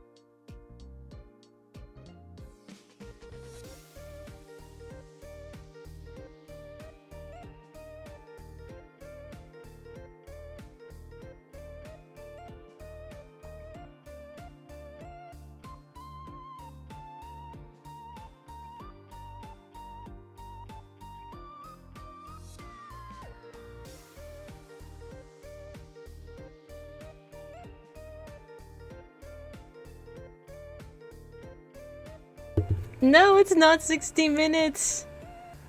It's not 60 minutes. It's 60 seconds. And we're back, right? We're back. Alright, we'll be here for an hour. Okay. Let's do this. Let's finish off strong. Welcome back. Thanks. Thanks. Okay, so let's do one last reading for the office orc. I'm like legitimately like a little worried that like what if I draw the tower? even like the death card would be like better. Because the death card, for those unfamiliar, it's like it's kind of a scary card, right? But it's more so of like transformation. And like it's a tower and a tree is in it. There is a card with a tree in it. Oh my god. Hi Lunachu, welcome. We're doing some tarot card readings right now. The queue is closed. I'm doing one last reading for the stream, but thanks for dropping by. DT Rage sent me. Nice. Oh. Dude, wait. Have we met IRL? Hello, hello. Yeah, Mr. Rage is a close friend. If he considers me to be death isn't so bad. The tower and 3 of hearts. Clyde, yes! That's another fear, is like the 3 of hearts, because like there are ways to spin it. There are ways to spin those cards where it's like, yeah, it's like none of these cards are specifically saying you're gonna die. But it is just very like, oh, you might be having some scary thoughts in your head right now, you know? A homie of mine sent me your stream, so come to say hi. Thank you for joining, Lunachu. I appreciate it. And I think I saw Zippy Zoltan, you were asking for a reading earlier. Yeah, the queue is closed for now, but I do tarot streams every so often, and it's also a redeem on this channel. Which, by the way, folks, if you haven't already seen it, I do have a 1-point redeem called the Scratch and Sniff a Sticka. I do encourage that you cash in on it. It's just it's a nice little check-in. And pull the Lover's card. Yeah, there we go. Space Chaser got a sticka. They're all based off of Filipino treats, you know, Filipino desserts. And they're also just a nice little like, oh, like for example, Space Chaser has 8 stickas, which means they redeemed it 8 times. So yeah, I forgot to grab it when I came in. Yeah, no worries, no worries. So okay, let's go ahead and choose a card.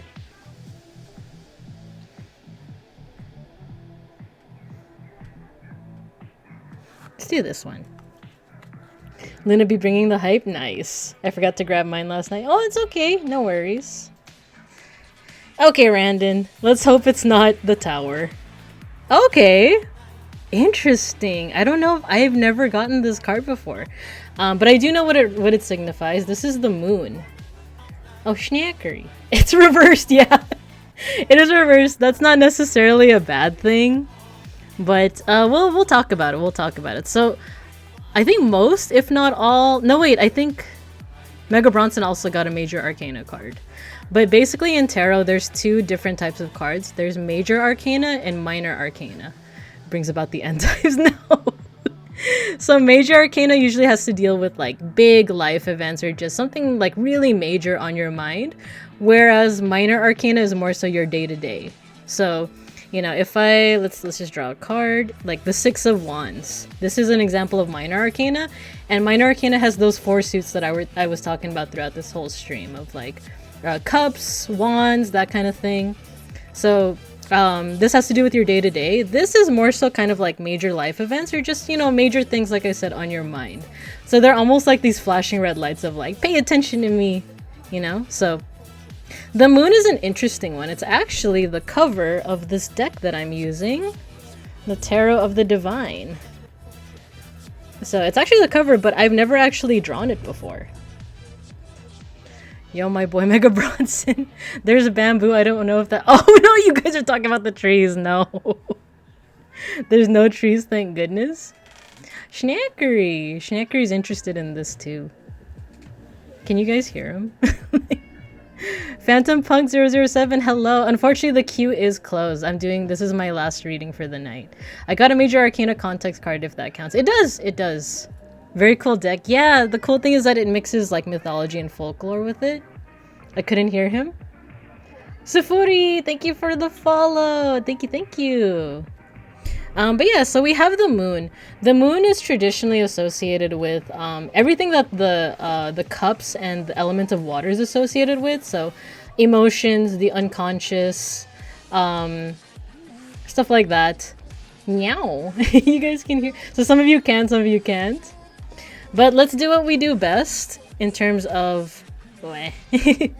in terms of, like I said, I'm an art historian, so let's go ahead and kind of like analyze and dissect what's going on in this card. So we have a figure here with very long hair, and they are right in front of the moon. And like I said, the moon typically represents like the unconscious, like empathy, emotions, things that are kind of lingering down beneath. And then this scene is kind of framed with silhouettes of bamboo. Bamboo, if you think about the symbolism with that, they are these very strong and very fast-growing plants. So there's a bit of stability there. This person is on a bridge, and then flanked on that bridge is 2 little Tom Nooks, little Tanuki. That I don't specifically know the symbolism with them. I do know that this might be entertaining for the Randonites, but typically Tanuki are shown with like big testicles to show their fertility, you know? So, hello Liliana. Thank you for joining. Unfortunately, the queue for tarot cards is closed, but you are welcome to lurk if you want and join in on the chat if you want. Open a poll to give Shnackery their own cam time? Maybe. They're gonna charge the J.O. Crystal. Yeah, it's the Nooklings. It's Timmy and Tommy. But that's a possible interpretation as to why these two are there. You also have the moon is reflected in the water itself. Water, like I said, like all of these things kind of point to this idea of like emotions and the unconscious. He's gonna geld you. Not the gelding.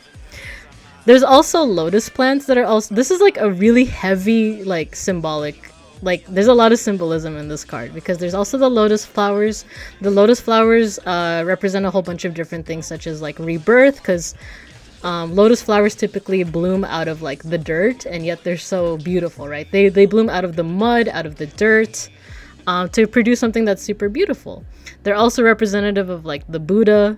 So that whole idea of, like, enlightenment, rebirth. Is asking the term for asking a tarot reading? I just thought people had questions for Vivinka. I think people like might be because they see that my category is tarot. That I'm just assuming that they're asking for a reading. But if you actually do have a question for me, like feel free. So yeah, emotions. The unconscious, something that is kind of like lying right beneath the surface of like your actual actions. However, we did get this reversed. And when a card is reversed, it's not always necessarily a bad thing. It's that usually it signifies that something is either in excess or there's an absence of it. So if we're getting the moon, which usually represents like emotions, for example, and empathy, it could be that you're missing that or there's too much of it, or maybe even a mix of both. Like when it comes to emotions especially, it's very easy to like get overwhelmed with emotions to the point where you kind of just like you're like no like, I don't want to experience those anymore.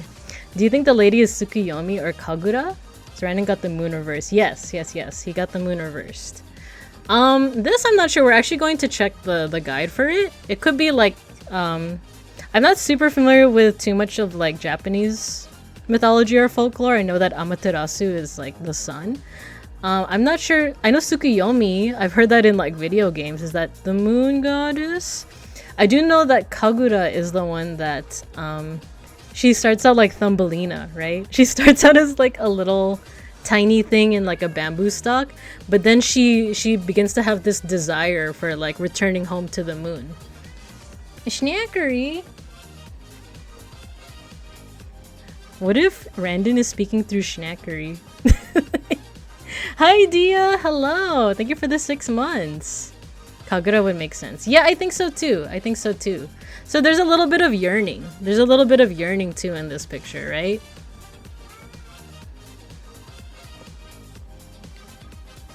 Give me a second, because there's just a lot of heavy symbolism that I'm trying to kind of put together. Moon goddess Tsukuyomi. Ah, okay. All this lore partly ingrained in my mind through the lens of Naruto. Weeb. I'm just kidding. As if I'm not also a weeb. Give me a second. If we're assuming this is Kagura, she's looking back at home. She's looking back at her, what she perceives to be home, right? However, I think what's interesting is that it's also reflected here in the water. So it's almost like when we did that reading for Saku, there was a card where a person was admiring 3 cups, but ignoring the real like bird that was behind them. So what if this is something similar? Like they're yearning for something that they technically already have, but it's almost like a shadow of what it is that they really want. Weeb shouts the God King of Weebs. Our babatters are bouncing to the beat of the song? Yeah, they are. So that could be another aspect of it, like this like aspect of like yearning for something that like you kind of have, but maybe what it is that you're yearning for is the real thing. But if it's reversed, oh, you know what? That's that's an interesting one if you think about it. Because if you reverse it, you can interpret it as like now she's yearning for the reflection rather than the real thing. Right? You guys are also welcome to give some interpretations if you want in the chat. The reflection is the one in the sky. Yeah, right? So then I think if you want to think about like the many, like what we're gonna do essentially what we did with the minor arcana, which is like replace the wands with what you think it represents.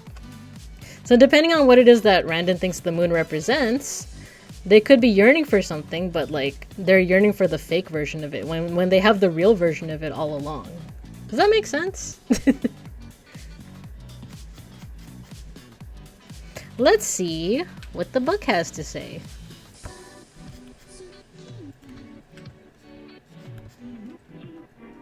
Because I've been using the word yearning, right? But it's very possible that like there's an alternate representation here. So yeah, it's Princess Kaguya. This is from a Japanese fairy tale. The moon is the subconscious in all of its illusions, potentials, pitfalls, and possibly self-deception. Here, two tanukis, shape-shifting raccoon-like animals, each stare at a different moon, though it is not clear which is the real one. Ah, there you go. So upright, this is trickery, melancholy, anguish, illusion, and insecurity. Interesting. So it says reverse, joy, enlightenment, resolution, deception revealed, and relief. So that kind of matches with what I was saying before, right? Of like you're yearning for something that like you're yearning for the shadow of it, but what he joys for us. But you had the real thing all along. Like if you look at it reversed, like it even shows like her head is kind of encompassed. It's almost like a halo. You notice that? When viewed like this, it's almost like she has a halo. So it's like, yeah, what if... what was it that Clyde said? The real moon was the friends we made along the way. Wait, you randomly pulled a top card? Could that be a context card? Maybe. We could... You guys want to try that out? What does the blue eyes white dragon mean? It means that you don't need to obey the rules because you have green hair. He yearns for the urn. I was thinking of Halo or Aura as well. Yeah. Okay. So let's do that actually. We can add another card as context, and I've been showing off this one. The only problem is I don't remember if it was right side up or upside down. You had a strong feeling on the top card. So this is the Six of Wands. We can kind of add this to it, kind of like buffs this card, so to speak. The Six of Wands. So Wands represents ambition, purpose, drive, creativity. It represents the element of fire. Here we are seeing a person. Their garb reminds me of like, I don't know which specific part of Africa, but it kind of reminds me of like, could be east or south. I'm not sure specifically which one. And she's kind of triumphantly holding the staff, which is kind of our stand-in for the wands. So what we usually do with the minor arcana is we replace the wands with like what you think it could represent. So like I said, it represents fire, but it could also represent drive, purpose, career, creativity, or ambition. Excuse me. So she's holding it confidently. She's also on this horse, and it's almost like she's coming back from battle. Meanwhile, there's other staffs in the staves, I guess, in the background, which means that she's not alone. She's with like warriors that assisted her, or were basically your community. So if we replace this with, say, like ambition, you're holding your ambition in your hand, but you also have that same ambition behind you. You have people who are not only I guess your supporters, but they're also kind of your comrades in arms. We support him. That's why I drew him as the page of wands. Nice. We support him. Many spears. Wait, you're right. You're right. He has many spears. So this could not only be representative of like his supporters, but like I said, it's his comrade in arms. So maybe it's people like For example, Lando or Akashi, Rivians, like those people who are like kind of within his circle. But it could also be us, you know. I don't know, not biased or anything, but like, but you know, just his comrades in arms, basically. Wear his many spears. But let's go ahead and see what the book has to say. Oh, and I realize it's 10 o'clock, so I am going to have to lower my voice a little. And I will have to end it right after this one. Six of Wands. That looks like the Advarcher art. Ooh, with Vespi and the spears. That's kind of sick. So this is Yenenga from Burkina Faso. Mosi legend. The Six of Wands represents victory and success. A warrior princess, Yenenga, is her father's most prized fighter. Her skill is so great, he never wishes to part with her, but she rebels. She seeks her own path and recognition for her deeds. So upright, victory, praise, achievement, reward, and fame. Reversed, ego, pride, disrepute, and a fall from grace. So interesting. If we're using this to kind of highlight this one, it could be one of those like, you know, what if the thing that you were looking for this entire time, like the shadow of it, is either that community, that friendship, that like connection with other people you had it this entire time, and not only that, but you're also kind of like not necessarily leading the pack, but you're one of like the major players in it, and you have so many people behind you and beside you.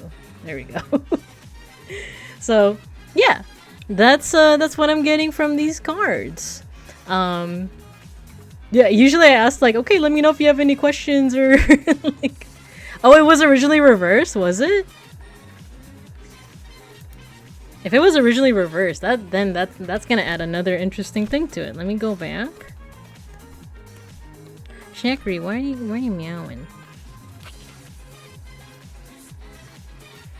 Ego, pride, disrepute, and fall from grace. So that could be completely different. That could be a completely different, you know, interpretation. We gotta review the VOD to see if it was like upright or reversed. On God. If they're both reversed, then maybe it's something like you went back to check. Ah, okay, I was looking away so I can't confirm or deny. Well, Mega Bronson checked, I think, so. If it's that, then it could be worries about your pride, maybe, that like, what if it's something like you're like leading the pack, but don't let that pride get to your head. Thank you for the triple check. He triple checked. Yeah, there we go. What if it's like you're not necessarily meant to be the person here, but you might be one of the people here in the background, you know? Maybe imposter syndrome? Possibly. I know, because we gave this like super optimistic reading at first, and now knowing that it's reversed is like, oh, actually, you're an asshole. No, I'm kidding. I'm totally kidding, but that could be another interpretation too, of like imposter syndrome. Of like, maybe you feel like it could be perhaps that you don't feel like you should be leading the pack. That you don't feel like you should be this person. Listen, buddy, the card said enough. Do tarots usually talk about the future or past? I guess it depends. It does kind of depend on what you ask. Like I said, my default way of reading is like, this is just like the vibe of the day. Take with it what you will. It's possible that like what I'm saying is like completely different. Because I think about it like, because a couple people had asked like what their cards mean in reference to streaming. It could be that he's not even thinking about streaming. This could be like friends, relationships, or it could be like monetary, like finances, you know? It could be like family stuff. So there's different ways to think about it. Like it depends on like if he's lurking or like watching the VOD or whatever. So he might have a completely different interpretation, and that's fine. That's like, I kind of welcome that when it comes to tarot. So yeah, you can also tell I'm kind of like running out of steam a little bit. But also for Randon, I'm down to keep on going. I'd ask for my tarot reading, but the vibes of the day for me will just give Homer burning cereal vibes and ruin the deck. No, I'm down to give you a tarot reading. Maybe not today, but like Another time. We'll see each other. We gotta hang out sometime, by the way. I've been kind of bad at like asking you, but I mean, yeah. You could just let him know what he got on the next stream on Twitter. That's true. That's true. Is true. And that means that I can also probably end stream and then do a little bit more like thinking about what it means, especially since it's reversed, and then we'll go from there. But it is 10:10 in my time, as you guys can see on the clock on the wall. Add him directly on Discord. I don't know if I have the balls for that. Most def is all good. Yeah. But you know what? I think that's where we're gonna go ahead and call it. We do have our end of stream mosh pit. Thank you for yes, just kidding. I can do it if you're shy. No. It's okay. I'll figure something out. Are you gonna put the VOD up on YouTube? I usually do, but I'm kind of late with it. I get it clipped and uploaded or a timestamp. Yeah, I'll do it. You'll get sent to Detroit. I've done it before and I'll do it again. It's okay. Let's go ahead and move on to our end of stream mosh pit. For those who are new, who are still lurking and stuff, if you're new here, we do have an end of stream tradition, which is the mosh pit. Get it clipped and uploaded. Yeah. I got it, guys. I got it. Ah! You guys are getting ready for the mosh pit, I see. Okay. Let me put away the projector screen. Open up the pit. But thanks everyone who requested a tarot card reading. These are always really fun to do. Ah! I DM'd him before, I don't mind either. No worries, I got it, guys, I got it. No worries. Take out this. Go ahead and put the browser on. Oh, I don't even have the music up. Okay. Last mosh pit I was in, I got a concussion. Last mosh pit I was in, my glasses got knocked off my face. But everyone was really nice and they like stopped and picked up my glasses for me.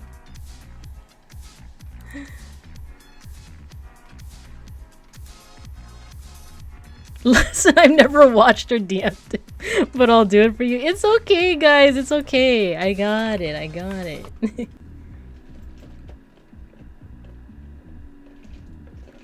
Okay, let's see what we're listening to today.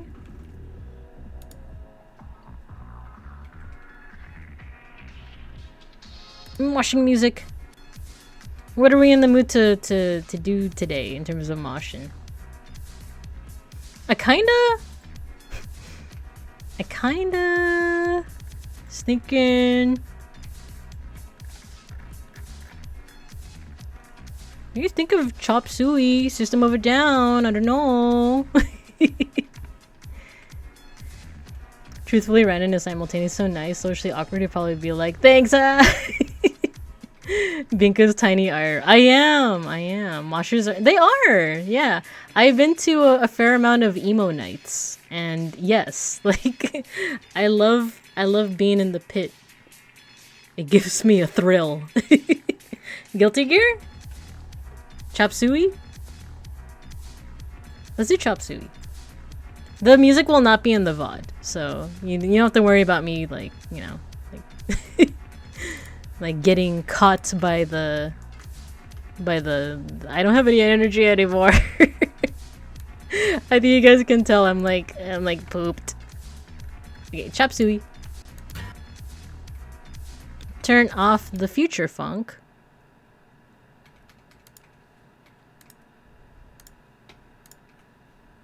Huh? Where'd it go? There we go. Okay, guys, so once again, if you're new here, all you gotta do is pick an emoji, pick an emote, spam it in the chat, and that'll be our mosh pit. And then I'll pick someone to raid. Wait, where'd it go? Where did the window go? Isn't this music video like crazy? It has so many cool effects. The twerking. All right, I'm gonna get some rest. I got some ramen waiting for me. I got some milk tea waiting for me. And speaking of which, this is the first time I've seen it. Oh, it's so good. I love it. Check it out again if you want. So we're gonna be raiding into Milky. Speaking of milk tea, we're raiding into Milky, fellow Randonite streamer. She's watching some ghost videos right now. So yeah, tell her I say hi. And thanks everyone for tuning in. I really appreciate it. Really appreciate you guys tuning in, watching me make bears and draw cards and play them in defense mode. And I draw Pot of Greed, which lets me summon Pot of Greed, which lets me draw 2 additional Minor Arcana cards. We down for the spookies? Okay, let's go ahead and raid then. My schedule for next week I'm gonna post on Twitter tomorrow. So yeah, look forward to that. But otherwise, I hope you guys have a good morning, afternoon, or evening, and I'll see you when I see you. Well, bye!